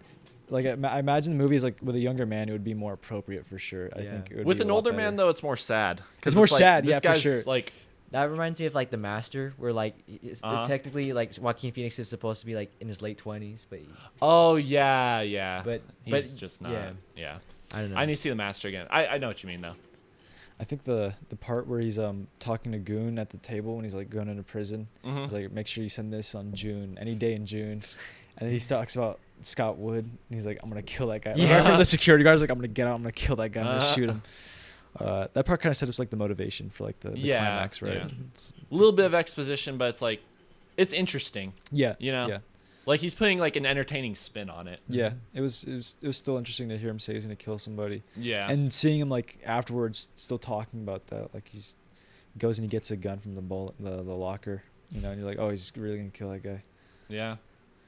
And they finish up the bowling scene with the spanning time. The pictures. Spanning What'd you guys think time. about that scene? That scene is like a lot of people on the internet really like that Oh, scene. I love that scene. It's so funny, dude. When he's just like, So is that like an accent? we don't touch each other. We span time together. Yeah, we we- sit here. We span time. We are- We're spanning time. It's a good, funny dialogue. It's just so fucking. Is that an accent thing? Like I he's don't is he know. supposed to be saying like spending time, but he's just like really says it. No, fucked I up? think he's saying like spanning Oh yeah, time. I thought he was really saying like span. I think so too. I think he's just because saying it's span. like spanning time. It's like you're with someone who it's just like you're just there with them. You know, like this is someone you like grow old with and die. yeah. So that's what I thought he was like basically trying to say.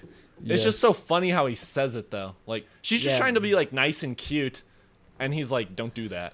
Yeah, he's like the fucking the painting with like the farmers and stuff with like the Yeah, pitchforks. yeah. yeah. Really straight face. Oh yeah, that reminds me of the photo booth, you know. And he's like, Yeah. nope, no, this is not gonna do. No, yeah. Or she keeps on messing it up, right? Because Yeah. She'll do something goofy or she'll touch him, and he's just like, "Don't do that." Because he's like dead, like stone cold the whole Yeah. every photo. Yeah. Oh, that's funny. Did he gets up? He's like, all right, we were doing right. This is the blue period. He changes curtain. He's like, we're in the blue period. Oh, now." yeah. He's like, that line's funny. It's like seasons of your life. yeah. Maybe that's like an Ozu reference. Maybe, Yeah, because like all his movies are a lot of spring. seasons. Yeah. So, that's probably my favorite part. that part's pretty where good. he's saying spanning good. time. It's Yeah. just so goofy. Yeah, People for would- me, it's the deliverance more than like the actual. Yeah. Yeah. You know, like if he didn't say that the way he said it, it'd just be like No, you can't just say we're Yeah. spanning time. You Yeah. know, yeah, it doesn't work. on the page that had to look kind of. They're reading the script and they're like, "What's he going for with this?" And then he literally just like says it exactly like Yeah. that. So, after that part, what do we got? They so then he calls up the place and he's like, all right, is Scott Wooden? Like, no. And then he's like, okay. He goes up to Layla. He's like, we want to lay in a bed together or some shit. And then they go to like a Denny's. I like that part because Oh, it's yeah. like, I like how their relationship feels at that part. It's like Layla has no obligation to stay with him at that point. Like she could just dip, Yeah. but she still kind of chooses. Like you can kind of tell they still want to be with each other, but like not really. She's clingy. It's to this, him. it's they're at this weird part in this relationship where it's I like, wouldn't say clingy, but like she likes him. yeah, She wants to. yeah. She's like he like. The attraction has been established that it's almost Yeah. mutual at this point. Yeah. It is like she's his girlfriend. A little bit, Yeah, at that point, yeah. But I think that part's so interesting because you could really feel that the relationship is like, there's no obligation. It's like, it's just kind of like, there's like a little bit of bond. And they could choose to break it if they wanted to, but it's like they don't. They just choose not to. Yeah, you know. And then It's sweet though. I like it. Like I really like that. That's like what feeling. really makes the ending work for me. Yeah, exactly. Me too. I love yeah. the ending when Yeah. he like buys the cookies and shit. Like, damn, that's just so like fucking It's a big it's a big melancholy turnaround. and Yeah. bittersweet. Like a good type of melancholy. All right, before we get too into the endings. Yeah. Sorry, I didn't mean no, to no worries, skip no that worries, far no worries. ahead. The Denny's part. Denny's. So then that's when the girlfriend, ex-girlfriend, I've comes been, in. I've been going to Denny's a lot lately, so it's like, Went to Denny's today. dude, fucking Denny's has really been fucking me up, dude. Greasy yeah. eggs. Dude. Gotta get the slam burger, bro. Dude, I get Oh, the boy. Grand Slam. Oh. No, I hate all their food, dude. I just go and I get coffee and water, and their smoothies and their milkshakes are good. I Yeah. like their beverages a lot.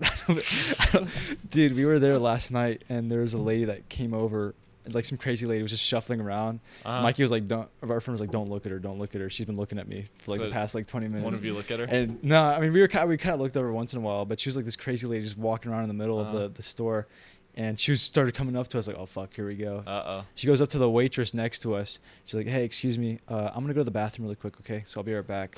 Like she goes like a fucking little kid to talk to the waitress to let her know that she's going to the bathroom. It was just bizarre. But like Denny's really fucks me up. So seeing Denny's here was really it's really interesting. So Makes and, you like, want to be more like Vincent Gallo. no, no. Like even the host showing them to their tables, like wearing this like weird like checkered Oh suit. yeah, And yeah. he has like eyeliner and stuff, and he has a cane. It's like, what the fuck, dude? Oh, What is up with this fuck. Denny's? I don't remember that.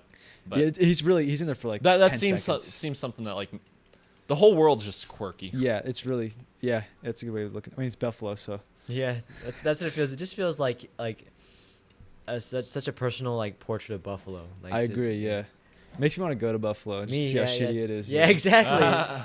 Just go there and be miserable. See all the miserable people. So then it's like the ex-girlfriend comes with like some guy, Yeah. and they're like in a bad mood, but then she notices Billy, and then like she like starts making fun of him, Yeah. and then she starts making out with the guy. Yeah. Yeah. Like insult to injury. Yeah. I don't Like- think she wasn't really an ex. But either way, it's like she like went from being like kind of in a bad mood to like seeing him picking on him and it like turning her on, Yeah. you know? And he's just over here like a loser. Yeah, it really it- just pointed out how much of a loser he You was. I thought it was interesting that Layla was still so like forgiving about it. Like that's like Yeah. your character's still like really Yeah. just like a wholesome character. It's like wow, it's a good woman for like really putting up with like how much he gets shit on and still like trying to stick by him. That's the side. cool part too, because it's like most people would just leave. Yeah, they'd be like, You know? oh yeah, I'm kind of done with this guy. Yeah, it's like he's been a bitch to her. Yeah. Like there's no reason like she should stay with him. Yeah, he fucking was like choking her in the fucking ballroom. And Yeah. Shit. But yeah, then they try to separate, and he comes back and he gets the hot chocolate or whatever. Yeah. Uh, Or no, they go to the motel. they go to the motel, yeah. Yeah. They go to the motel. And then he wants to take like a bath. And Oh, yeah. he doesn't want her to come in, and she just wants to like not even like have sex with him. She just wants to like Chill. be with him and like make him feel better. yeah. And he's just like so used to being like insecure about shit and feeling bad, so he doesn't. It's like awkward for her to come in, you know? Yeah. And then they have like it's like not a sex scene, but it's like it's almost like edited and filmed like a sex scene. It's like over the head the bed, and they're in, you know, and they slowly like come together, you know. Oh, and they had yeah. I thought it was interesting. They used like white flashes in the edit to like Yeah, show yeah, like a dips- passage of dips time. to Yeah, white. it's like Oh, really okay. like it's a weird dissolve. I've never seen. Anytime something dips to white, like to me, it feels like such a strong choice that you gotta just you Yeah. can't help but respect it. Yeah, it's really like Okay. pure. It's like, but it's not like for a sex scene. It's like this weird like he reverts to like the fetus. Like he goes to the fetal position and Yeah, like he kind exactly. of like uses her as Yeah. like a mother, you know, to Yeah. get like the love he never got. Yeah, it feels like almost like a rebirth of him. It's like he could finally grow. Yeah. Like, Yeah. from this It's point like a on. female in his life that isn't like making him feel like shit. Yeah, that's why. So I kind of see this movie as not like I'm not saying this to, like shit on people or like shit on like males in any way, but it feels almost like an incel movie a little bit. Like Kind of, it feels like this is yeah. like what an incel really wants. You know, they want But like yeah, that's from his two films. They do. I don't want to say like a male fantasy, but it just feels like the exercising of those incel qualities Yeah, inside. Yeah. So like when I look at Christina Ricci's character, like it reminds me of like the what's it called, the anima, like the female part of like the male brain, which is like whenever you have like any fantasies about a female, that's like that's a part of Oh. your brain that you're using in psychology. So like her character's a lot like that, because like she's like the perfect like fantasy type character you'd imagine while like masturbating or some shit like that, or you know.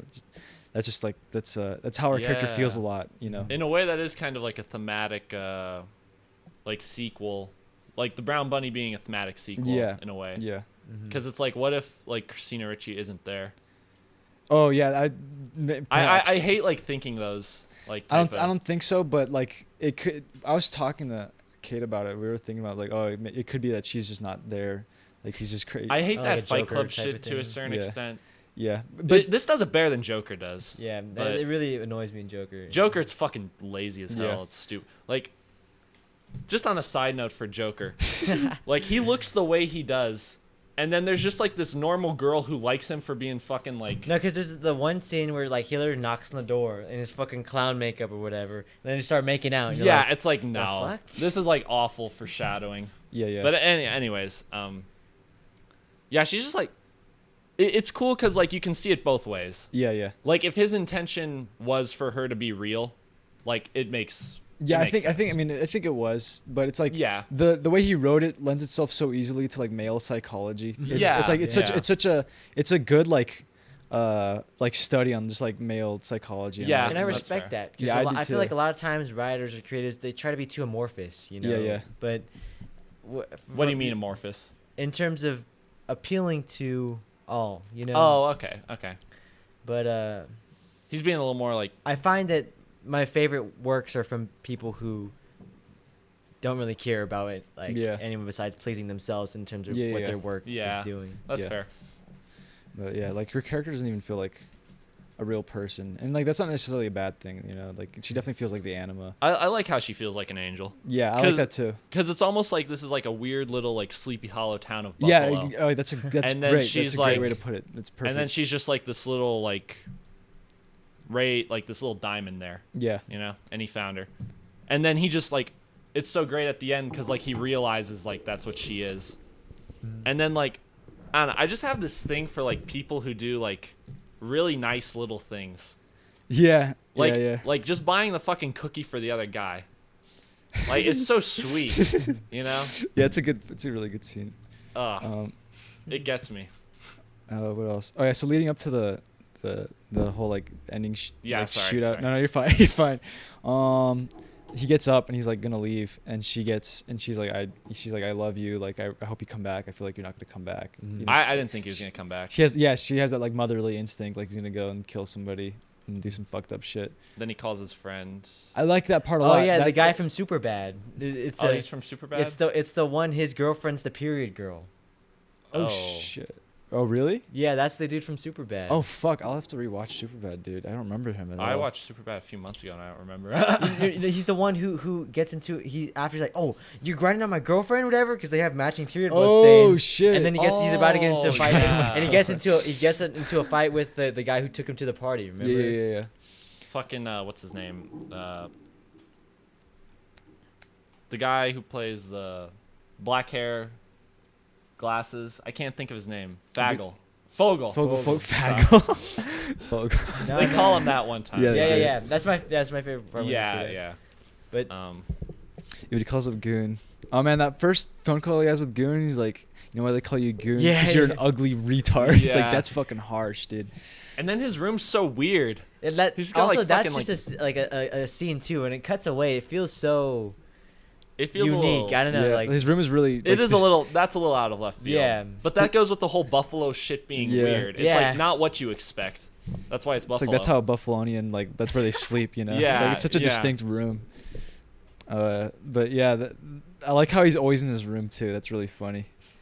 You only see. yeah, like he just already knows to call him up, and he's gonna be in his room. just Yeah. chilling. But that phone call when he calls him up before he goes in to kill Scott Wood, he's like, "I'm gonna give you all my stuff. Oh, Like, I yeah, want you yeah, to have yeah. here's the phone." It's like that's the nicest thing he's ever done for him. And it's because he's finally doing. Like, It's such a good like character moment. I really like Yeah. how nice he's being, even though it's like he knows he's about to go and Yeah. die and kill himself, and this is the last moment he's gonna have. So you really get to see like how he truly feels about it's his almost friend. like he wants to like apologize. Yeah, kinda. yeah. He really wants to make it up for his friend. He's like the only guy who's ever been there for him, probably. You Mhm. know, even though Yeah. like his only friend is like a retard. You know, Yeah. it's like really just like really just sad life. He kind of like wants to make him feel like he cares about him still. Yeah. Even though he's probably a shit friend. All right. So what did you guys think about the So- whole like the ending like dream This mo- sequence part? This movie like fucking, it comes at you like all over the place. You cannot predict what's gonna happen in this No, movie. Yeah. Because the whole fucking like I thought he like legitimately did it, and I I thought did that too. was such a cool way to show it. Mm-hmm. Like the whole freeze frame shit. Yeah. Oh gosh. Oh, dude, imagine I don't even know how they filmed that. I know. There's one where like it feels it's literally just like frozen there, but the camera moves. yeah, but- I It's don't so know how they did fucking that. cool, That you one. know. And Yeah. the movie's like budget was like what, $1 million? Yeah. Like Yeah. It feels like they just like had the blood like that hanging is there. and they so just- artistic. Yeah, I have no idea how they That did that's that. I like have no literally idea. like, that's art. Yeah. You know, that's like just a perfect perfect representation of like the movie. Yeah. How'd you feel when it turned out it wasn't? I was It didn't happy. happen? Yeah, yeah. Okay, You so know? that's Yeah. what really got me the first time I watched it. I was like watching it. I really didn't want him to go and kill. I really wanted. I was invested in the relationship, especially when Layla's like she's so into it. And it's like, dude, like you have like a lottery ticket. I mean, not like an actual lottery, but you know what I mean. It's Yeah, like such yeah. a rare opportunity. You won the lottery. It's like you have an opportunity to like really have like a new beginning with somebody who like seems like they want to try and care about Mhm. you in a genuine way. And he's just like he keeps getting in his own way, you know. He's just so like obsessed Self-destructive. with like, self-destructive, obsessed with his pride, like mentally ill, and he makes these really dumb choices, and he goes and he has this, and you know I thought he actually did it. And I was like, you know, I guess it's just got how it's got to be. It's with pretty this guy. depressing. And then when they fucking do a 180 and show that didn't happen, it's like it genuinely made me happy. It's like, wow, that's very wholesome. He's gonna go back. He's like, yeah, I got a girlfriend now, and she's beautiful. She said she loves me. It's like it's so fucking. I'm just so happy for him, you know. You're so happy for this loser because he like didn't go through with like probably what like most people in his position would do. Yeah. Yeah, You if know? he didn't If he- have if her, he he didn't would. have her, Yeah, if he didn't have her, exactly. if he didn't have her, we would have had a And just crime. like they talked about it a little bit in Sardonicast, but like Vincent Gallo's part where like it's the freeze frame shot in the head. Yeah, His face just looks so awful.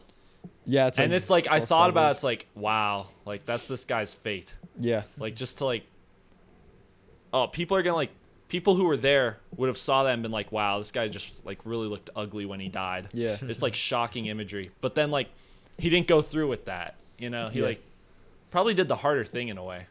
Yeah, probably. It Yeah. would have been easy for him to Because go through with it. yeah. Took the high ground. Took the high ground. Yeah.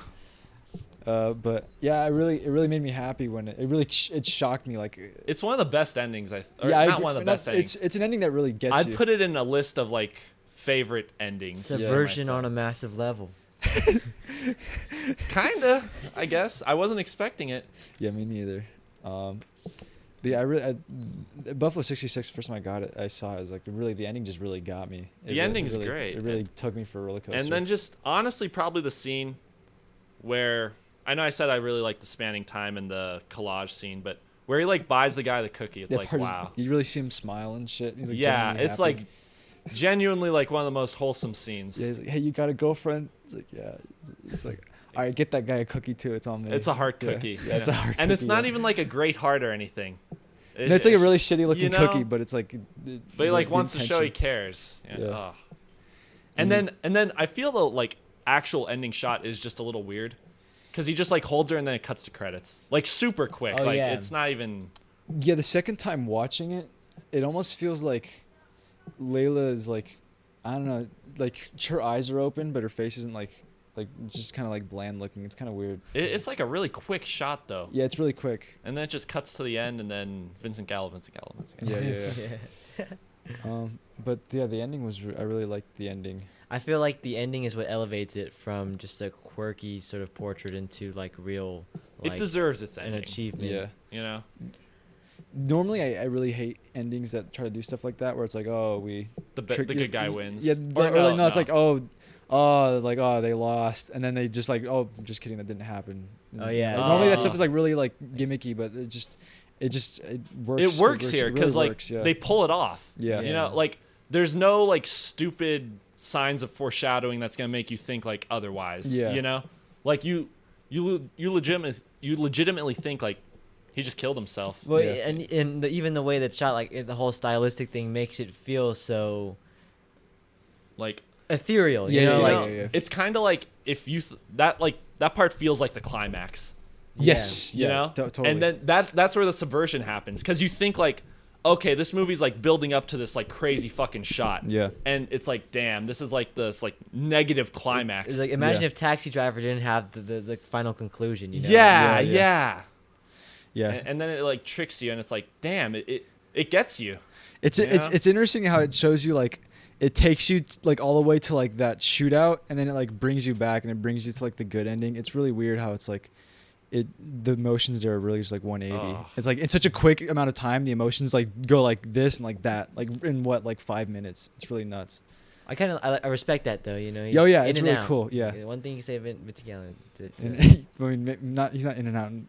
I mean, it takes a while to get in, I guess. in Buff and Brown Bunny. But yeah, that's Buffalo 66 for the most part. Wow.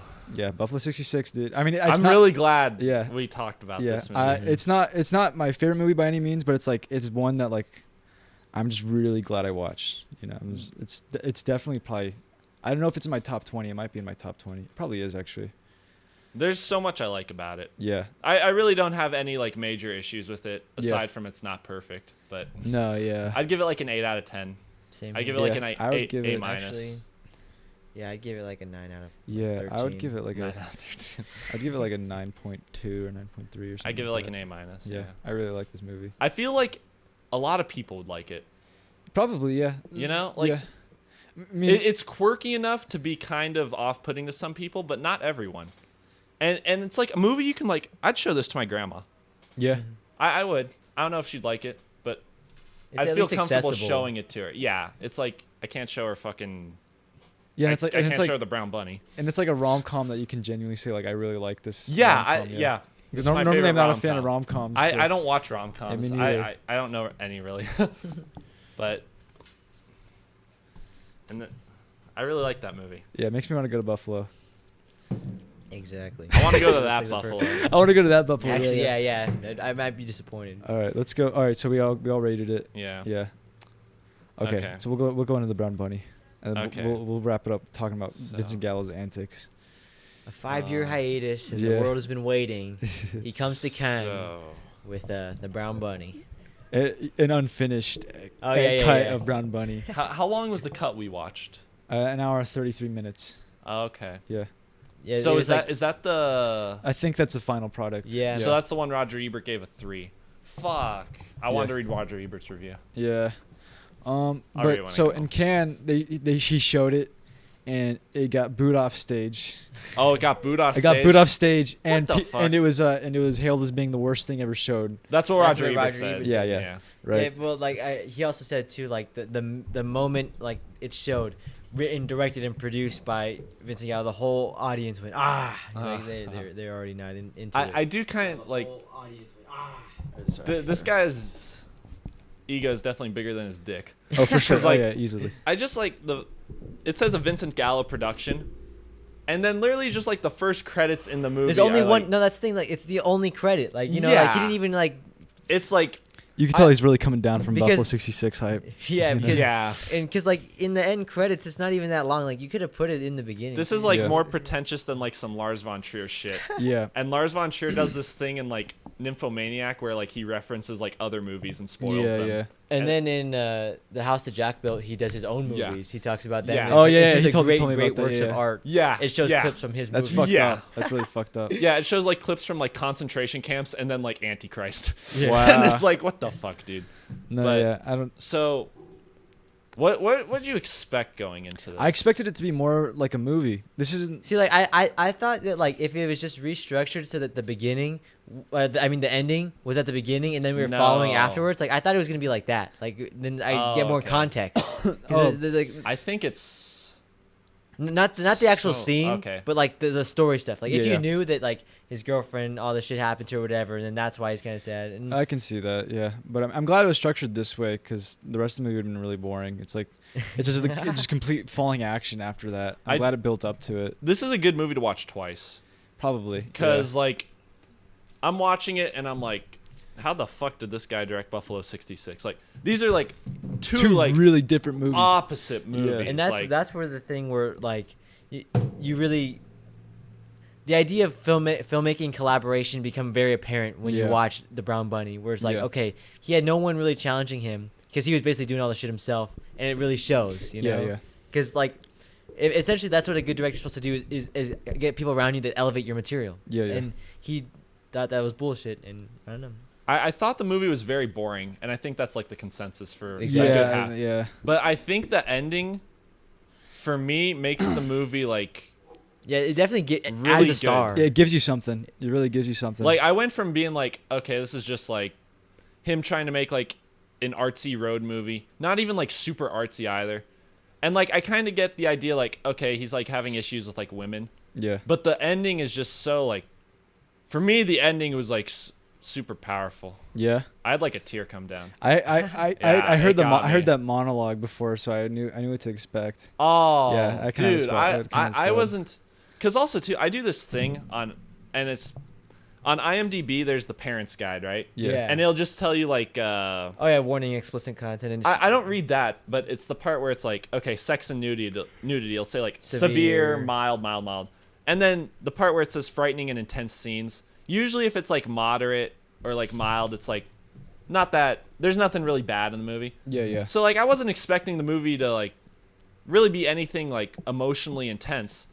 And then the last fucking scene's extremely emotionally intense. Yeah, it's pretty. like it takes you from like 0 to fucking like 120. Yeah, that's what I noticed about like the way like a motorcycle. the way he's done his movies so far, the two that I've seen, is like he really like the climax he usually delivers, in some Oh my form, God, that like fucking.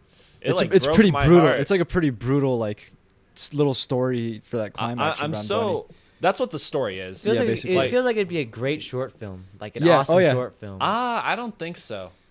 Well, you think you need yeah, do you think you need the I build up? think in general, like, he knows, like, I think you need the build up to a certain extent. Well, yeah. like I would say, like if That's a you good way cut to out put it. like 30 minutes, if it was like a 60-minute short film, because like you Yeah. only need like one or two of those Yeah. instances, Yeah.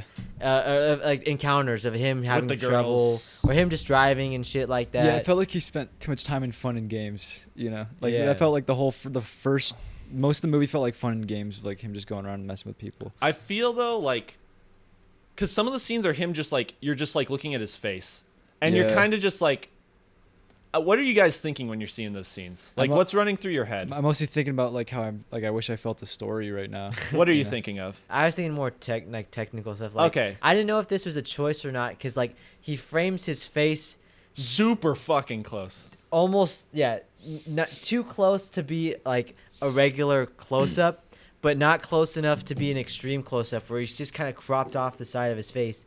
But it's like at first I was like, okay, maybe this seems like he's doing it himself, so he just put the camera wherever he could, Yeah. while still doing the shit, not doing bullet, but like in an appropriate place. Yeah. But then I continued to watch the movie, and it kept on happening. So it seemed It to was a me choice. that I was thinking, okay, this is probably a choice. I don't know if the choice really worked, but it was at least a choice. I feel Yeah. the choice was, to me, it like hurt my eyes. Oh Like yeah. it was fucking annoying to watch. I was more bothered also by the focus, because like I didn't know if that did not seem like There a was choice. quite a few parts where like it was out of focus, definitely, and it felt like they weren't trying to do that. Yeah. There's a just part was. where it's out of focus and it's kind of cool, where he's like driving the motorcycle through the desert, Oh, yeah, that part was cool. And yeah. as he No, gets, that like- one, yeah. as he gets farther, like it almost looks like he's doing that trick where they're riding up on the hind wheel yeah. or the hind wheel, The like wheelie. A back wheelie, wheel. yeah. Yeah, and it's just because of like how far away he is, Yeah, and the just reflection and the heat and all yeah, that shit. and it's like that was a good use of it. There are parts where it feels like it's just like, I guess, sort of lazy. But I don't know. yeah, I don't know. I don't know how the movie took like 3 years to edit. Dude, I can't imagine. I would hate to read the script. Like I kept thinking that throughout this. I was like, I don't man, would think hate there's to read the this. script. This has to be one I of feel those like movies. it didn't have a script. He said written though. I know, like, Oh, they I do mean, like that. Wong Kar-wai movies are written by him. Terrence but Malick he- movies. Yeah, he writes Yeah. it like basically afterwards. I wonder how he wrote it. I feel like the ending was probably written, but then the rest he kind of just tells him Yeah, what yeah, to yeah. shoot. The apartment scene was written, and maybe just like certain parts with the bunnies where it's like, okay, we need to have this Oh, scene yeah. in there. See, like if you had one of those scenes with the bunny, it was like 3 bunny scenes. I was. I gonna- got it after the first time when he met her mom or whatever shit. I wonder what the brown bunny's supposed to mean. if there's I a feel meaning it's like a behind nostalgia thing where it's You like think so? this was like the girl he loved, and this was like something they shared together. Yeah, because like the And mom was now- like, yeah, it's the cutest bunny, and it's lived for so long. You know, Yeah. like the same how it feels for it's lived for so long inside of Yeah. him. I don't know. And it's just like, because when you're you don't know. The audience isn't intended to know like the climax. it. Right. So you're kind of trying to figure out like, why does this bunny mean something to him? Like, why does Yeah. he keep going back to it? And then like, when you find out like what the point of the movie is, it's like, that's like all that he has left of her, Yeah. and it's Yeah. just like so depressing. Like, holy shit, man! Yeah, it's really I don't know why he doesn't want people to see the movie. Why he makes it so fucking. hard to get. Oh, yeah. Like I God. said, I think it's just a right Yeah, issue. but Yeah. people should like intervene. Music's a tricky one. It was interesting. You guys said you thought it'd work more effectively as a short film. Yeah. I could see that. Yeah. I'd like to see like an edit of it as a short film, but when I was watching it, I thought it would work better as like a novel. Yeah. Oh yeah, Yeah. That'd be because then you get to see his thoughts. Because like and you there's get to like see- no yeah. dialogue in the movie, No. and literally the dialogue could just like, or the novel would just be like, it could be him talking about fucking like driving and motorcycles. It could even Exactly. be structured the same way, but like you're just like he's narrating the whole Yeah. thing. And it wasn't even that visually striking. Just Yeah, him it's driving not. the van. It's. I don't know. I think though that's just like maybe like a finance thing. Yeah, you could tell, especially because the film stock they used was so grainy. that Yeah. Yeah. Oh, those it night seemed shots. cheap. Yeah, Like with but all it- the noise. Yeah, that seemed more like they were just shooting like a super like super fast speed. So it's like 1600 or something like that. Right, so right, it's just right, hella right. grainy. Because like it really does seem like running gun. I don't know. Yeah, it felt like almost like he was actually like doing some motorcycle competitions and on the road. He's like, all right, I need to get the scene real quick. Yeah, That's how it felt like he was doing like do you, multitasking. do you Well, think like- they shot it like a road movie? Where I'm it's assuming. Yeah, Mm-hmm. Because in the road movie, you're it's probably like all in the van then. Yeah.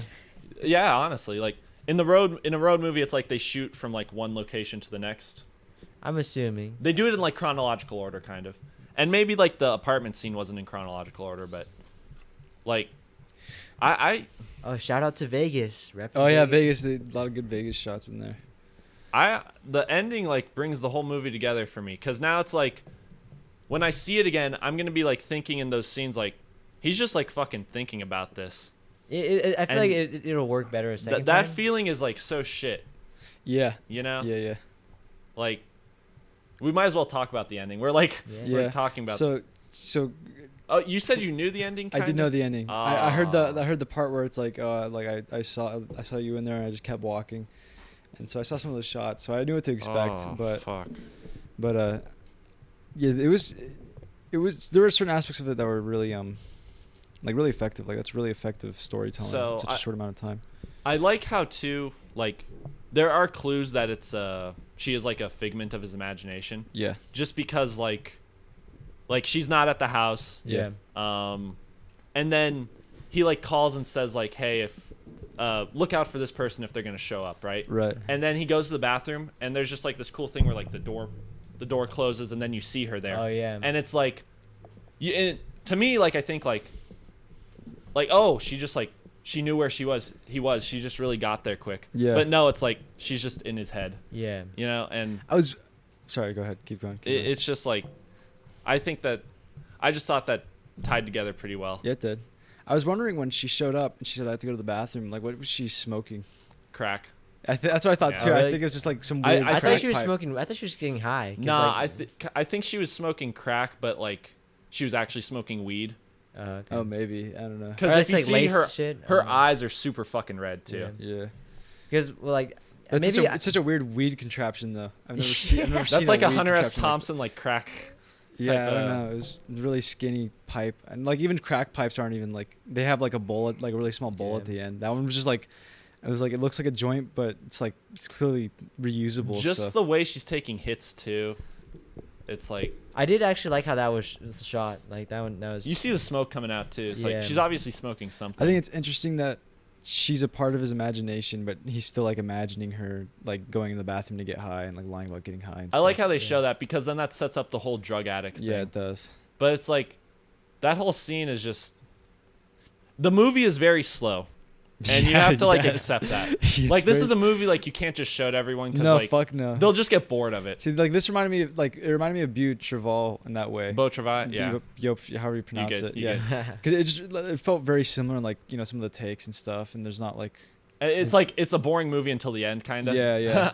But this one was just. It was like literally quiet. Like there's just like no Yeah. sound sometimes. And that's the part that really got me. I don't Yeah, know. it's like it's not. I want Yeah, to say it's that like part's interesting. it's.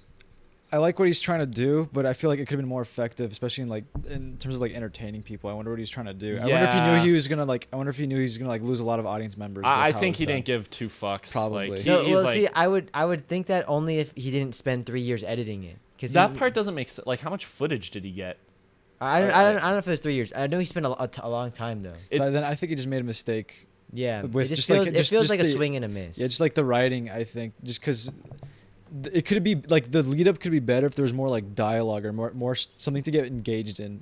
Yeah, or just more a Just- variety just of more- scenes. just more stuff. I think yeah. I think the whole point is just like dealing with shitty thoughts on your own and like how bad that is. I could see that, yeah, but it's like, To me, I feel like even that could have been executed better though. yeah, there's like That's more my like problem. Charles Burmeister be like, there's better ways to show than just like show somebody like. It's an artsy fartsy movie though. Yeah, it is. Like It is, it's yeah. trying to. I think he's trying to get you to feel like he is with those close-ups. That's But one it's thing I was thinking. He's yeah. trying to like bombard you with this just feeling of like isolation and loneliness, and just seeing like how sad he is to essentially try and get you to feel that way. Yeah, that's what I thought when I was watching. Is like this feels very like personal. Like there's some shots in there that feel like, oh, he saw it in like real life, and he decided to put it in there because like this is like how he felt when he was Yeah, looking at yeah. this certain image. Like I can see where he's coming from in term. Like I can see exactly where he's coming from, but it's like it's not going to be effective for like being a super like an effective story. You know, It's not. Yeah. it's not going to be as effective as it could be. You know, I'm sure there's some ideas where you could have like really. fleshed Okay, it so out. if you were to like redo the movie, would you make it more of like a dialogue heavy movie, or would you do like how would you do I it would No, differently? I think it's just visually. I just changed. I just like. I don't know if I'd have him driving the motorcycle, but I just feel like that even just him on the motorcycle on the road would just More make often? it more visually striking. You Okay. know what I'm saying? Because the van and just inside the van, it feels The van's kind of lame. yeah, Yeah. it feels lame. And then I wouldn't even have him. I would keep the encounters with the women, but then I would just have him in more because like he goes to Las Vegas, but then like he doesn't really do anything. Like if you see him alone, surrounded by people, I feel like that would even just cue Yeah. it better. Because him alone on the road, sure, I think on paper that works, but visually I don't know if it comes across. I need to see it again yeah, I mean, because like thinking about it in hindsight, it's like I just really get that feeling of like he's showing you all these shots of him by himself just so you get reinforced that like he's just thinking about this all the time. Yeah. But then again, the first 80 minutes are hard to watch. Yeah, they're difficult. So they're I difficult. wonder if like even though I really love the ending, how much I'd be able to bear it in a second way. That's what I was Yeah, thinking. Is that's- like you're saying you watch it again with the recontextualization, but it feels like it's too long to really hold whatever you're thinking I about don't from know. the ending. In the I really love the ending. The like, the the ending's good. ending- It's solid. It- like it's really yeah. solid editing, like solid writing. You know, it's like it's good. He fooled me. Yeah, I didn't think it was gonna be like the whole like knowing that there's the blowjob scene too. Oh, Because yeah, I mean dude. that's why we wanted to watch it. Yeah. Like honestly, it's like that like builds it up like Dude, I was not expecting. I Chloe didn't Sevigny. think I was gonna see his dick. I didn't think I was gonna see Chloe. I didn't know it was Chloe Sevigny. I thought it was gonna be like one of the other women, like some random woman. But it was like Oh. it was dead ass the girl was from Chloe. it was the girl from Kids. Yeah. The Who girl gets from AIDS? the girl from Boys Don't Cry or whatever. she's in Oh, she's in shit. fucking Zodiac. Yeah, she's in in Zodiac. I wasn't yeah. expect like that's like I wonder what her Have you parents think. You know. Oh yeah. I mean, she's older. She was almost 30 She's in when she a, shot that. American Horror Story too. Oh yeah. She's pretty good in the second season. I saw her a little bit. That whole scene's just like really perfect though, I think, Oh yeah. because it just like shows his mental state. Because like he's thinking about her, he's in the home, he's like basically in like where she lives, Yeah. and then she shows up, and like he can't have sex with other people. No. He it's could have sex, but like he needs to see her again. Yeah. And then he sees her and they talk a little bit and there's just like sexual tension there. Yeah. And then he just needs to like they need to like release it on each other. Mhm. It's interesting too in how it's played, where like there's so much. He feels so pressured. I don't know, like he feels uncomfortable in the situation. You know, like She wants it, you Yeah. know? And then that's like his fantasy where it's like he Exactly. wants her to be like aggressive about it Yeah. because Yeah. like I wonder why he wants her to be aggressive about it. Is that just like a guy it thing? seems like it seems like they try to make him like the character contradictory in that way. Well, I know you because I think probably part of the thing that he thinks about so often is that like one of the last images he saw of her was with two other guys. You know, Yeah. and so he probably Okay. feels like unwanted.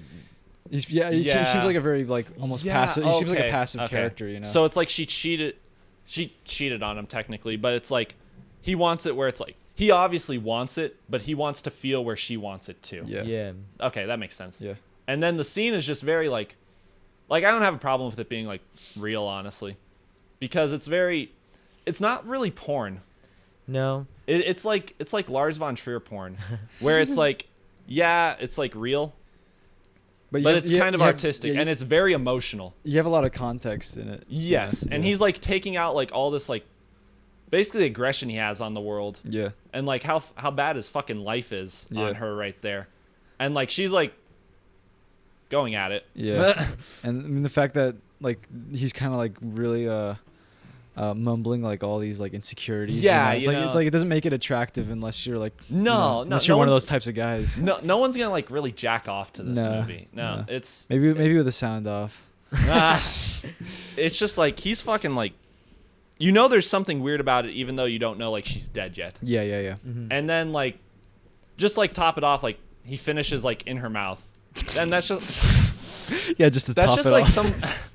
that's just something very like degrading, kind of, and it's like she let him do something degrading to her. Yeah. And then that like parallels how like the end of her life was degrading, Right. and like how his life is just degrading now. Yeah. And that fucking post nut clarity really hit him hard, dude. Yeah. yeah, That's what I was thinking. He's like, I love you. I hate you. It's like, damn, that post nut clarity is really hitting him. and then it's like she starts to tell him like, I'm not really here, and then like those repressed emotions that are like just affect him the whole movie. Yeah. Like you finally see them, Right. and they're fucking awful. Yeah. Like yeah. the movie is not a mild for the fucking severe and intense scenes. Like Yeah.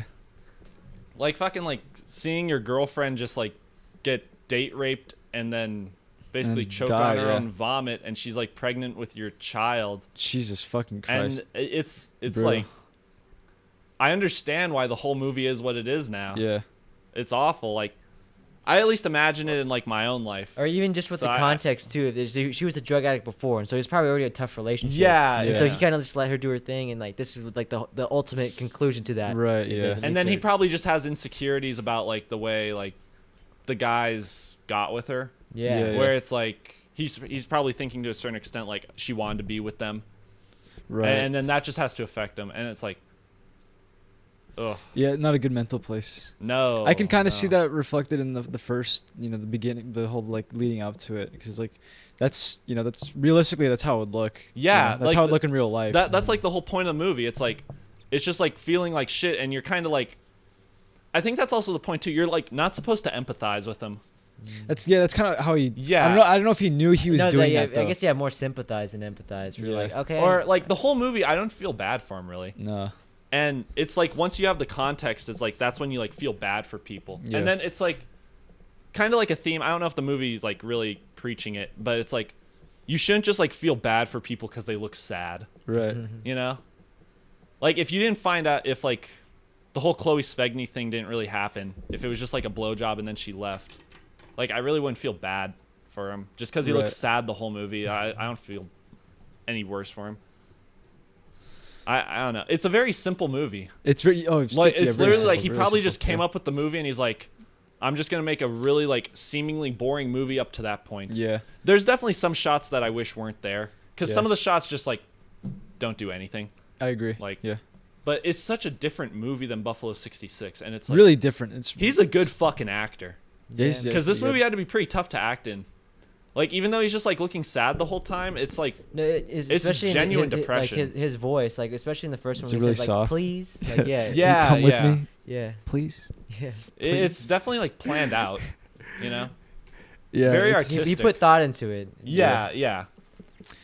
I don't think there was a script. I definitely but- feel like this is a movie that like scared him away from movies for like a little while. I feel like no one really wanted to make anything with No, him after, yeah, just that because as like well, his name yeah. just has this like stench. And then around it's it. like, just the whole thing. Like, you heard the shit about Buffalo 66, where like no one liked working with him on it. Right. Yeah, And and then- also he talks shit about everyone And too. he talks shit about everyone. He calls Christina Ricci fat. Then he makes a movie, and it's like it's okay that he's the director and there's like sexual themes in it.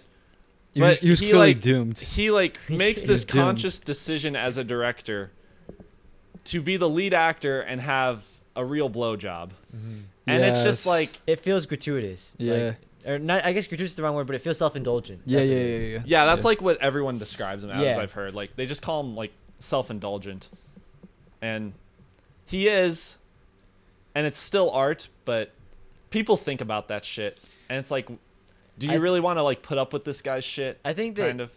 it's strange that like I think it's a distinct thing with film, because like if you see like a painting or like even a photograph of like a blowjob or something and whatever, Mhm. it I don't know, to me, because like I was also getting in, I forgot to say, but I looked at Larry Clark's Tulsa book and shit Yeah. like that, and so I was getting into more with him, and then I respected him a lot more after I saw the photography book, because I just saw Bully and I'm like, okay, whatever. But then Tulsa's cool. Nice. But then he was also just talking about that too, you know, in terms of like his philosophy in terms of filmmaking and shit like that. And it's like, I wouldn't really be making this stuff if I saw it around, but like no one really wants to do this, and it's like a weird thing specifically in filmmaking where Yeah. you have to be tasteful with what you show. Mm. Yeah. And I understand that to a point, but like I don't know, it's a weird line. That is one thing. Like, say Vincent Gallo was a writer, Mhm. and this is something that actually happened to him, and he wrote a story about it. If he wrote a novel and you read it, the novel wouldn't be self-indulgent. Yeah, exactly. No. But because it's a movie, like now it's Well, self-indulgent. because it's a movie, because he's there's other people involved. Yeah. Yeah, but still, it's like he's the director. He's the one who like Gotcha. syncs with it, you know. And it's like, yeah, film's a collaborative effort, but like he's the one making the primarily most of the creative choices. Maybe and that's- he's Yeah. also funding the movie. Yeah, he's the producer, yeah. So I mean, it's mostly just self-indulgent, just because like he's getting people to do certain things. Yeah. That's it. I mean, like a novel, it's like he's just sitting at a. it doesn't take away computer. from the movie for me. Yeah, I agree. Yeah. It doesn't take. So, No, I agree. yeah. I'm in the same boat as you. I don't think he's. I mean, it's not a choice I would make. I think it's a weird choice. It's separating art from the artist. Yeah, it's basically. but like, he's. I can definitely see why people say he's self-indulgent, but it's like, I just want to see what people are gonna make, no matter like how shitty or terrible Most of my they are. favorite Yeah. filmmakers are self-indulgent. Yeah. That's Yeah, why I you like know. them. I want to see selfish people make movies. I wanna see When what you're they a make. director, you want to make it the way you want to make it. Yeah. Like Yeah. you're not gonna you don't want someone else to make your movie. Yeah. Then it's not your movie. Right. Yeah. Exactly. You don't want it to feel like anybody could have made this, right? You know. Yeah. Like I mean, after seeing Buffalo 66, I did not expect. Me neither. No, This. I thought it'd be Buffalo more. 66 is so energetic, Yeah. and this is so fucking like slow. Yeah, it's like just it's not like really like rock snail slow. It's just really Even like the motorcycle scene at the beginning, like I guess it's kind of cool how they tracked it. yeah. I feel like that was But- maybe shot on Super 8 or something like that, which I thought was a cool choice. But then I don't know if the film was shot on 35 or 16, but yeah, it's just cheap. All right, it's 10:08. So I want to. Well, you guys want to talk about Vincent Gallo really quick before? A little bit. All right. I Oh, really. also- Can I watch it again? What's that? The Brown Bunny. Yeah, you can take it if you All want. right, I mean, all you right. help me pay for it. You just help me Okay. pay for it. Then you can watch we'll it. share custody of it. I showed it to my grandma. Yeah. Oh, boy. So all right. So for the rest of the episode, we'll talk about Vincent Gallo. Do we want to do a break from Screen Tongue, or do we want to keep going just with every 2 weeks? I'm good with keeping on going if you guys I'm good. are. I'm Yeah. good with it too. Yeah. Yeah. All right. Yeah. Nice. I like it. So I do it should every we week. do the recommendations first and dive into Vincent Gallo, or should we do that after? Yeah, that's probably a good idea. Because I know recommendations take a while. So Yeah. And then because I want to go by 10:30. 10:45 at the latest. Okay. All right. Let's do them real What was I quick. gonna say? Oh, we didn't rate it. Oh, okay. I would rate it. Oh, okay. Vincent Gallo. The ending is so like strong, and I like the shots. I like how he edited it together with like the Yeah, actors. I yeah. like the actors he chose to. Like those actors look like rapists. You know, like I hate the way they look. Yeah, Yeah, dude, you know. that scene's nasty. It's a really well done. Really That scene's effective. very grainy, That too. scene is just really effective in like getting an emotional response Yeah. from you. The ambulance shows up Yeah. and he's like holding like his dead fucking. Yeah, like it's impressive. It's like well done. You know, it reminds me of like Harmony Korine a little bit. Yeah. in some ways, but I would. It's tough. Like I want to give it a failing, but like that scene by itself is like such an A. Like it's such an A moment. You know, like A you minus. don't understand it, Norby. I would probably give it like a D or something. D? D. All right. It's like a 6 out of 10. It's a hard movie to rate. It's hard. It's Movies difficult. like this aren't made to be rated. No, not really. Like- You still should learn from this movie. This is Yeah. like a movie you learn from, definitely. I'd give this a 69 out of 80. Oh, that's pretty fucking good. Yeah, I Actually think really I good. think that I respect the choices that were made, but I'm probably never gonna watch it again. It achieves what it's going for. Yeah. I Yeah. would give it like. I'd give it like an 8 out of 10. Damn. Oh fuck. Like I said, that ending really like glues Yeah, the movie let me together know if for you me. learn anything new I'll from watching I'll it give it again. an 8 out of 10 after the first watch. Okay. Okay. So, We'll Yeah. see what the second watch does. I don't know why Roger Ebert Well, maybe the original said- cut was really. Yeah, the original cut was like unfinished. Yeah. Yeah, and, it's and probably more of an assembly than anything. yeah, and I'm sure the beginning it's already rough, so it's like Yeah, no. I can understand if like people don't like the movie. yeah. I kind of just like relate to it too, and like when you relate to a movie, it's just like, it's easier, I guess. Yeah. So. You have that like bias and stuff. Yeah, right? you know. Yeah. Okay, so recommendations. We'll dive All into right. that real quick. Okay, so I last time. went first last, like before Vincent Gallo. I went first last time, Oh shit. so I'll probably All go right. last. All right, you Or want to go se- first? or Oh, second. Fuck. Okay. All right, Oh, so we'll shit. go. I already know what I want to recommend. I know what I want to recommend too. Okay. Well, if we know, should we just go then? Yeah. Yeah, okay, Elijah, go for All it. right, all right. Not rock paper scissors it. Oh, you want rock paper scissors? Okay, yeah. Okay. Does winner go first or last? Winner gets to choose. Okay. Okay, so on shoots like Yeah, rock, paper, scissors, like shoot. yeah. Okay. Rock, paper, scissors, shoot. Okay, cool. Okay. What do you want to do? I'll go first. Okay. Elephant. Oh shit. I want to start off episode 11 with elephant. Oh, for sure. nice. Okay, this Totally works. watched This it. works. Okay, cool. I was gonna recommend Last Days, Oh, what's that one? Oh, the one he made I after wanna Elephant. check- Oh, okay. And want to know why? Because Why? tomorrow is the 27th anniversary Oh shit. of Kurt Cobain's death. Oh fuck. Oh wow. Oh yeah, I forgot last season of the Kurt Cobain. Yeah. movie. Okay, then this cool, is cool. This is actually perfect, and then I'm gonna do Vox Lux because it actually is a combination of these two films. Okay, cool. All right. That's so sweet. Okay. All right. All right. So that was actually probably the quickest recommended. And then Elephant and Last Days are like part of a trilogy. Yeah, the Really? Death So trilogy. don't watch the first one. Okay. But Elephant and Last Days are like the second and third one. Okay. All right. Awesome. He made them right after each. That's perfect, dude. Yeah, I really It's wanted to. fucking I really perfect. wanted to watch Elephant. So Nice. I'm really excited This about is it. Yes! actually exciting. Yeah. You want to do like a double feature maybe? Fuck it. Yeah, I don't care. That'd be We'll fun. do Yeah, it. yeah. If we have time. If we Yeah. have time, but Okay. And then I'm Vox excited. Lux. Vox Lux. Vox Lux. Okay. Is it Yeah. easy to find? Yeah, it's on Hulu. Okay. Who made Vox Lux again? Brady Corbet. Brady Corbet. The second guy from Funny Games. Cool. Okay. Okay. Cool. Cool. Cool. All right. Easy. So we're already done with that. That was the quickest recommended. Okay, that's sweet. All right. That'll be a so fun now episode. we'll go into Vincent Gallo. Okay. So his website. I'm looking forward to that. It's It Vox is- Lux. Yeah. Okay. Vincent. It's just called Vincent Gallo, right? Yeah. Yeah, VincentGallo.com. Gallo.com. Okay, let's take a look at this. Oh wait, no, isn't there should Yeah, be a that- page that's- before No, that? There's. Oh, is there another page? You gotta before press click here. that? Oh, click here on that website. Oh, Or- man.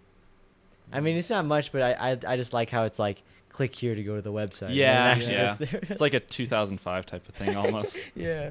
Let me see if I can All get right, it let on me put Vox Lux on the watch list real fast. Gallo.com. Put it up here. Okay, never mind. Is it Vincent J? Wait, what the Oh, fuck? boy. What is this? Oh, this is somebody else completely. Oh, Never mind. Jude Law's in it. Yeah. I like Jude Law. Yeah, He's me a good too. actor. All right. So where was it again? Then the girl from Nymphomaniac, who plays the Biography. younger version, she's in it too. Announcements. Oh, this one. Slide, directing, music, Yeah. artwork, Okay, nice. I'm looking forward to this. Photographs. And then I want to see the movie he won. Which one is it? Is it Links? What are we looking for? I'm looking for his merchandise. Oh yeah, Go to yeah, merchandise. and then go to when it says price. Where's merchandise? There it is. Sweet. It's called Okay, Avengers so or for something. those who've been listening, and you don't know what Vincent Gallo looks like, I have him up here on the screen right now. The childhood of Hol- a leader. Yeah, this yeah, is yeah. the Okay. this is This the seems face really of a good. man who We'll check grew it up out. in Buffalo, New York. Journal mailings list. Okay. So he has LPs, CDs, books, posters, magazines, DVDs, stills, artworks, jewelry, shopping. Wait, shopping. Look at cart. the DVDs. Personal, all right, yeah, we'll look at that. Miscellaneous memorabilia, poster collection. Price. Or it says Rice. It says Rice. Because that's the name of his new music group, but that's the main one. You want to go Gotcha. to Rice. The Brown Bunny motion picture soundtrack. Okay. Did you guys like the music?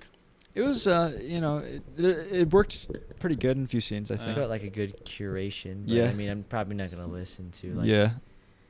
It felt like Yeah. the The songs it as a worked for compilation. it worked Yeah. for what he was trying to do. I think I feel like I would choose. some They felt different like music. road songs. I like Yeah. the first song, the very first song. Oh, like the jazz one. Yeah. I saw you like nodding your head to that one. Yeah, that one's cool. Vincent Gallo, When Limited Herbound. Vincent Gallo, Honey Bunny, CD Rare. So this Out of was our Print, first special director Bo Hacks, episode. Total Lives. The Brown Bunny motion picture sound. I think we really talked a lot about Vincent Gallo, so I think Yeah. I think For anybody- 2 movies, it was. Yeah, for anybody who's like in-depth. interested in like learning about Vincent Gallo, I hope they come across this because I feel like we hit a lot of beats or a lot of points. It's cool to recording like music. talk about like unknown. There's Makes this bigger. he deserves a following. Yeah, he does. He is a very interesting person. Vincent Gallo, Unlimited Hardbound. Vincent Gallo, Honey Bunny. Is that something he made? I guess so. Autographed. So sad. It's funny. He also There we has a go. page on his website. Original I forget what it's called, but it's Wow. essentially it's like his wish list. It's like contact me if you have this stuff and I'll buy it. It's For you. really- Yeah. I think I Like heard that. about that. So I really want to read Roger Ebert's Brown Bunny review. he has the original motion picture soundtrack from Buffalo '66 for $315, but it's autographed. But it's autographed. Isn't all of it sold out though? Yes, it is. Yeah, I feel like everything's sold out So on the like website, right? either that thing isn't updated or like, I really think he's just like a Books and meme. posters. He's like making fun of like being a celebrity. Yeah, I agree. I think that's what he's doing. I don't really think he's Paintings, like all about like. drawings. I said it earlier, but like the whole Republican thing Oh, look too. at that. This is in stock. He said that he is a Trump supporter though. I feel like it's a joke. Oh, dude, but No, his Instagram goes pretty hard and like how I much he know. hates black people. Oh really? I mean, yeah, yeah. because like because he wrote like an open letter essay thing like 2 or 3 years ago, and like he says it like quite frankly, and like I'm glad that Donald Trump is our president, and I'm sorry if that offends you, and that's all he says on the issue. Like he doesn't really like Okay. because I feel like if he was joking, he probably would go pretty hardcore. Yeah. But like he says it like pretty matter of fact. Yeah. I feel. In I'd have to read more. I in guess. But no, I think that in the early stuff, like in the 2000s, the whole Republic thing, I think that is a joke. But then it's gone so far that like being in the post whatever era Yeah. we're in, and he's old too, so it's like I don't even think he I he don't know. can't help it anymore. Like when he was younger, like he would say like I'm Republican, and they're all like, you make like really artsy films, and like Republicans really don't like artsy films at all. And he's like, yeah, I know, but I'm a Republican. yeah, my people hate me. Yeah. I think he's pretty smart. He's pretty smart. I No, think he's definitely smart. He might be transcendent. a little bit, but dude, I mean like some of the things he posts on Instagram. You sent me one of them. Yeah. I forget exactly what it was. He was talking about some lawyer, and he was like calling him like just like a piece of shit essentially. Yeah. There's one thing he posted on Instagram where it's like this black child Oh no. and I follow him on Instagram now. and yeah, I follow it too, just to see what he's up to. Yeah, you know. Just to see what he's up to. I mean, not because I support his views, but he was talking about this black girl who was like killed by her black parents, and he was like, "Oh, this is why black people are like fucking Oh. like hypocrites and stuff like that." And I mean, like, I can see where he's coming from, but it's like he's just he's so like into like really just this Republican perspective. I don't know how to describe it. I don't know. Here's the thing though. He's like, so blunt about the way he, he does even things. even before like the whole Donald Trump era, like he was like very conservative. He says he was. He's still getting jobs though in Hollywood, or Yeah. not Hollywood, but like like filmmakers. Yeah. And just in general, like most filmmakers, I think are pretty like Or left just leaning. art. So art like and- I feel there's something to it where it's like it's just like a guy's. yeah. So well, I I don't mean, no know. one likes him. I mean, But then he worked on like the Francis Ford Coppola movie, and I know like I haven't seen it, but I heard it's shit. But oh, still, Tetro. like Francis Ford Coppola, like I heard he's a Democrat. You know, it's very strange that he did that too, because Oh, like look, he talked this massive is- shit about oh, it's also sold out Francis here, and look. Sophia. Oh, that's why it's $40. Yeah. Is the Japanese version I think that the Japanese version you can buy still, 50 Oh. bucks? but it's censored. censored? Buffalo 66 and Brown Bunny. You can't watch the movie without the blowjob. That's like the Yeah. Photograph. Oh no, it's just like blurred out. Photograph. $1,000 custom color print. What is the description for that one? What does it These say? there? spectacular photographs were done by Vincent Gallo while he was shooting his masterpiece Buffalo 66. Gallo limited the number of these custom color prints for each photo to just 5. These are not stills. Multiples are press related, but instead artwork shown at the Anina Noze Gallery that's where it stops. They're expensive, dude. They're $1,000. Yeah, I wouldn't buy that bucks. shit. Fuck no, me neither. I like them. I would just screenshot the fucking movie Yeah. or something. And just Did you like the Brown Bunny? I like fell asleep a few times during it. Oh, that's we fair. heard your. yeah. It's Oh funny. shit! Really? Yeah. Okay. It was funny. But I liked the Chloe Sevigny's part. Yeah. I thought What- that was really interesting. what'd you And think- there were a lot of parts in the beginning that I did like. I just couldn't. They were, like, It's slow as It fuck, was yeah. really long, the driving when he's driving around. Like what they did with it was really nice. It was just not. Yeah. I was tired. That's what I thought of it. I liked it. Yeah. I didn't like the ending so much. Yeah. The ending, like what part of the ending? You didn't like the ending? No, I didn't like that she was dead. Oh, that- yeah, well, that's good. Yeah, yeah. That's what you're fair, supposed to that's feel. fair. Personal services. Okay, let's get into personal services. Okay, Kate, for $15,000, 50. $50,000. Vincent Gallo evenings, weekends escort. Wish, dreams, or fantasy with Vincent Gallo, ladies only. Wait, I can get a date with him. Yeah, Read- for read the 50,000. first line. Read the first Did line. you say escort? N- Like, Yeah, escort, weekends escort. So listen to this, okay? 50,000? Have you ever watched a movie and fallen in love with one of the actors, the way they looked or a character they played? Afterwards, you thought of them over and over, daydreaming, imagining things, sexy things. When I was very young, I was madly in love with Tuesday Weld and Charlotte Rampling. On my 14th birthday, I went to see the film Rolling Thunder and had my biggest crush of all on the actress Linda Haynes. I wished and wished and wished every day that I could meet all these girls. I thought of a lot of sexy things with Susan Blakely after seeing her in Lords of Flatbush. In my mind, I could do with her anything I wanted to do.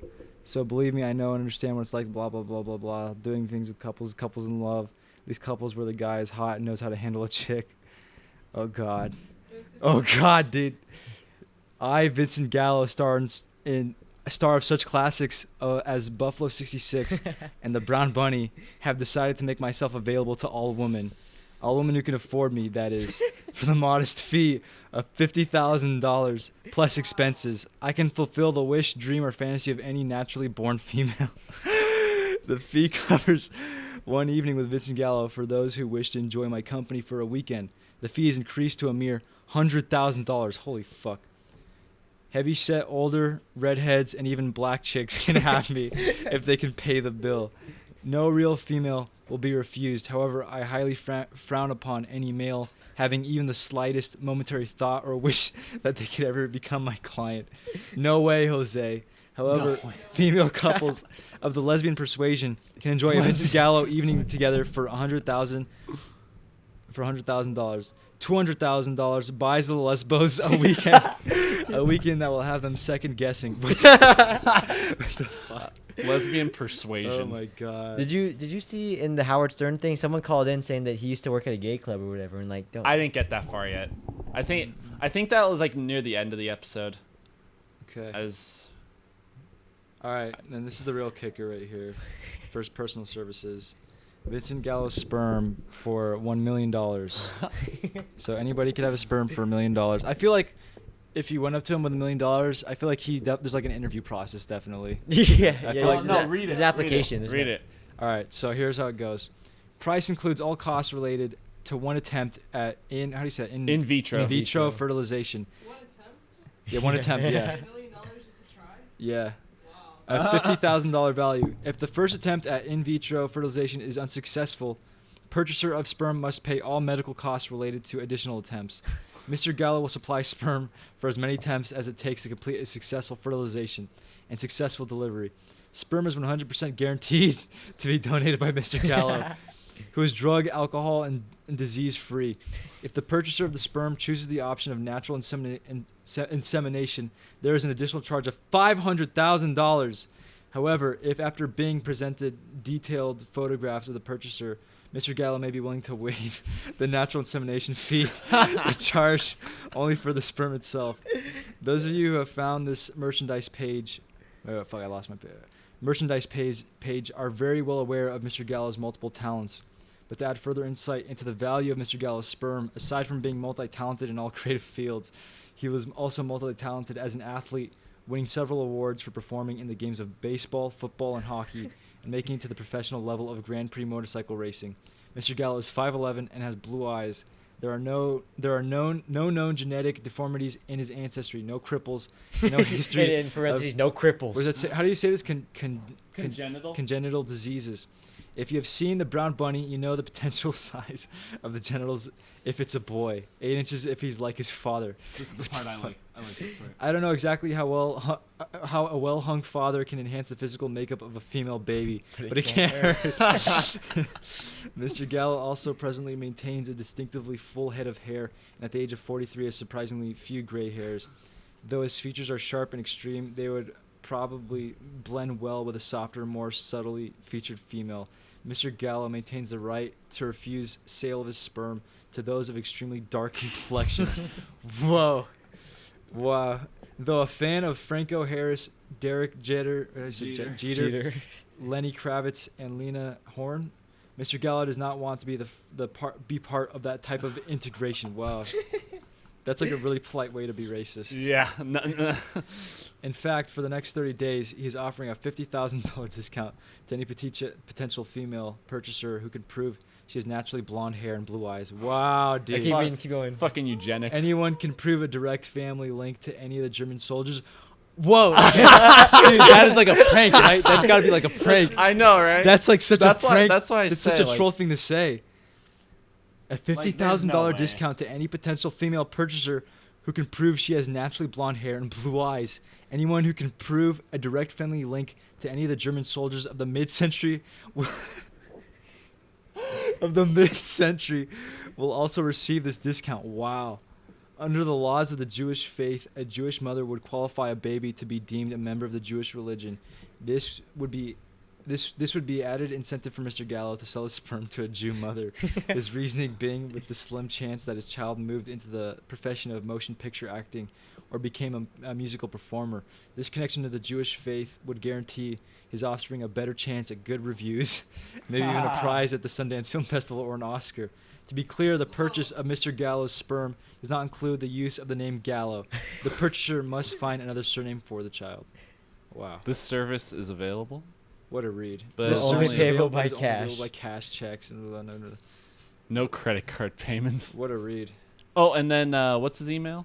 His email info@vgmerchandise.com. Not the right His one. email is VincentGallo@VincentGallo.com. Fuck off. No way. I'm Where would pretty I- sure. where would I Try find that? links. I remember I thought I saw that. No. No. It's go on Instagram, MySpace, MySpace. Rice. Yeah, this thing hasn't been updated. No. This thing can't be real. I don't know, dude. No, like just go to the very bottom and like there should be like a link Here to like says some info thing. list. Uh, Put yourself on the mailing list. mailing list? Maybe he'll send you shit. No way. No, think so? that You video could I saw was try. some guy who met him that one First time, and then like impression, he's actually super friendly. Where the guy sent him an email, and Vincent like responded and like invited him to his concert and gave him like front tickets. So If he saw this, he'd probably say we just didn't understand his movies and Oh, we're yeah. stupid. hey Vincent, Can you watch our podcast? We Vincent, talked come about on the you. pod. No, he's gonna tell us to take it down. Oh yeah, Remember, there that one lady. What's the name of that? that's that probably what lady's happened to the YouTube channel? edit too. Yeah. Yo, you know what? Maybe because Oh, that video fuck. had a lot of views. Mhm. He may have asked her to take it down. I feel like he doesn't want to be. We're being nice to the movies though, Yeah, Vincent Gallo, we We like like your you. movies, Vincent. and even if we didn't, we still like you, kinda. I honestly do. Like I'd be your friend. Yeah. I don't think he gives a shit. Oh, yeah. I mean that's a really entertaining website. Really good. To be notified. What a character, dude. Yeah, it's I want to see like some of his other acting roles. I really like the way he there's acts. there's one I'm gonna watch the Claire Denis I saw stuff. one yeah, that one looks good. I saw one little scene that he was in another movie, and it's like Vincent Gallo's the devil. Oh yeah, I see. Yeah, I so saw what like that. movie is the that? main character, the lady, a woman, is talking to Vincent Gallo at like a restaurant or a cafe, and she sells his soul It's to the Claire Vincent Gallo. Denis. It's a Claire Denis one. Oh shit. That's Okay. the later Trouble one. Every Day. Yeah. Okay. Yeah, she Don't sells. spoil She that sells one. his. All right. I want to see that one. Okay. They say that one's supposed to be kind of gory. I'm gonna go back to his original. Let me see this really Alrighty. quick. All right, it's 10:30, so we'll wrap this up. But what's she writing? What is this? It's just credits, I think. Yeah. Make another movie and let us watch it. All right, go to the film credits because it shows like he made a whole bunch of shit, but then it says right next to it unreleased. Yeah, he has like a lot of short films. Acting, music, art, photographs, merchandise, classifieds. Oh, that's Like that's the one. ads. That's his wish list. Oh, okay. Interesting. Announcements, sound and pictures, contact. This is probably where you saw it. Contact Vincent Gallo. Click email. Click here to email Vincent Gallo. Okay, try that. You see what shows up. Yeah, Vincent Gallo at vincentgallo.com. That's so funny. fucking funny. Vincent Gallo. What does it say? This is a personal contact page for me, Vincent Gallo. As it is personal, I would like to say a few things about this contact address. Do not send me scripts, as I have never read a script in my life, including ones to the films I've acted in and ones that I've written and directed. I only accept legal pay or play offers from attorneys. Please don't tell me about the film you're going to make one day. I'll be dead long before that happens. One day now, maybe. Do not ask for signed photographs, as I do not keep any photographs of myself and never had a headshot. That's bullshit. Keep checking the merchandise page. Eventually, I'll try to offer signed photos. If you'd like to send a nude photo of yourself and you were born a female, please do so. I'd be happy, though, with a simple photo of your face. It is nice to see the face of someone who writes me. I will only accept JPEG attachments. I will try to my best to answer all email, blah, blah. That is not offensive or unreasonable, but please be patient. To all bitter or jealous or unemployed or frustrated or mean or nasty or underloved or underpaid or underhugged men and butchy girls, think before you write to me. Think how small and silly you appear when angry, jealous, bitter, writing to me like a scorned fan. Interesting. Guy's fucking. I like his website. Yeah, it's interesting.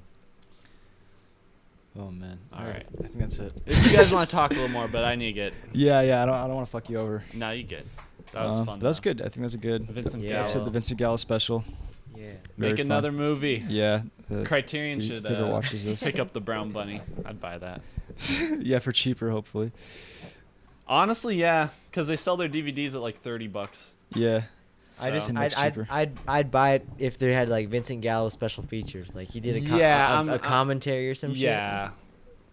I don't think the Criterion Collection would do it though. Yeah. Do you Yeah. follow them on Instagram? shit. I feel like it's in particular to American independent stuff. They're pretty pick and choose compared to foreign film. I just don't think they agree with him. There's that. Interesting. What you said though is valid too, where it's Yeah. like All of his interviews are awesome. I don't know if they're like someone if he's someone they want to promote. I don't know. I don't know. I hope he makes one. Oh, more then movie. they should what Arrow? You know Arrow? Yeah. Arrow would do a great Conservative double. Criterion Collection.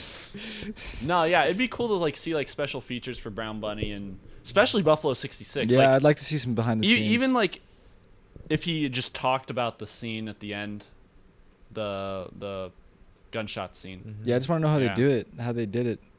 The stills were really cool. So, all right. Okay, that's it. That was episode Peace 10. out, film fans. We watched. Oh, and then next episode we're watching. What is it? Elephant No. Last Days and Vox Vox Lux. Lux. Vox Lux. Okay, cool. Those are the movies All we're right. watching. We love you, Vincent Gallo. Make another movie. Send us promises written in water. This is bad country.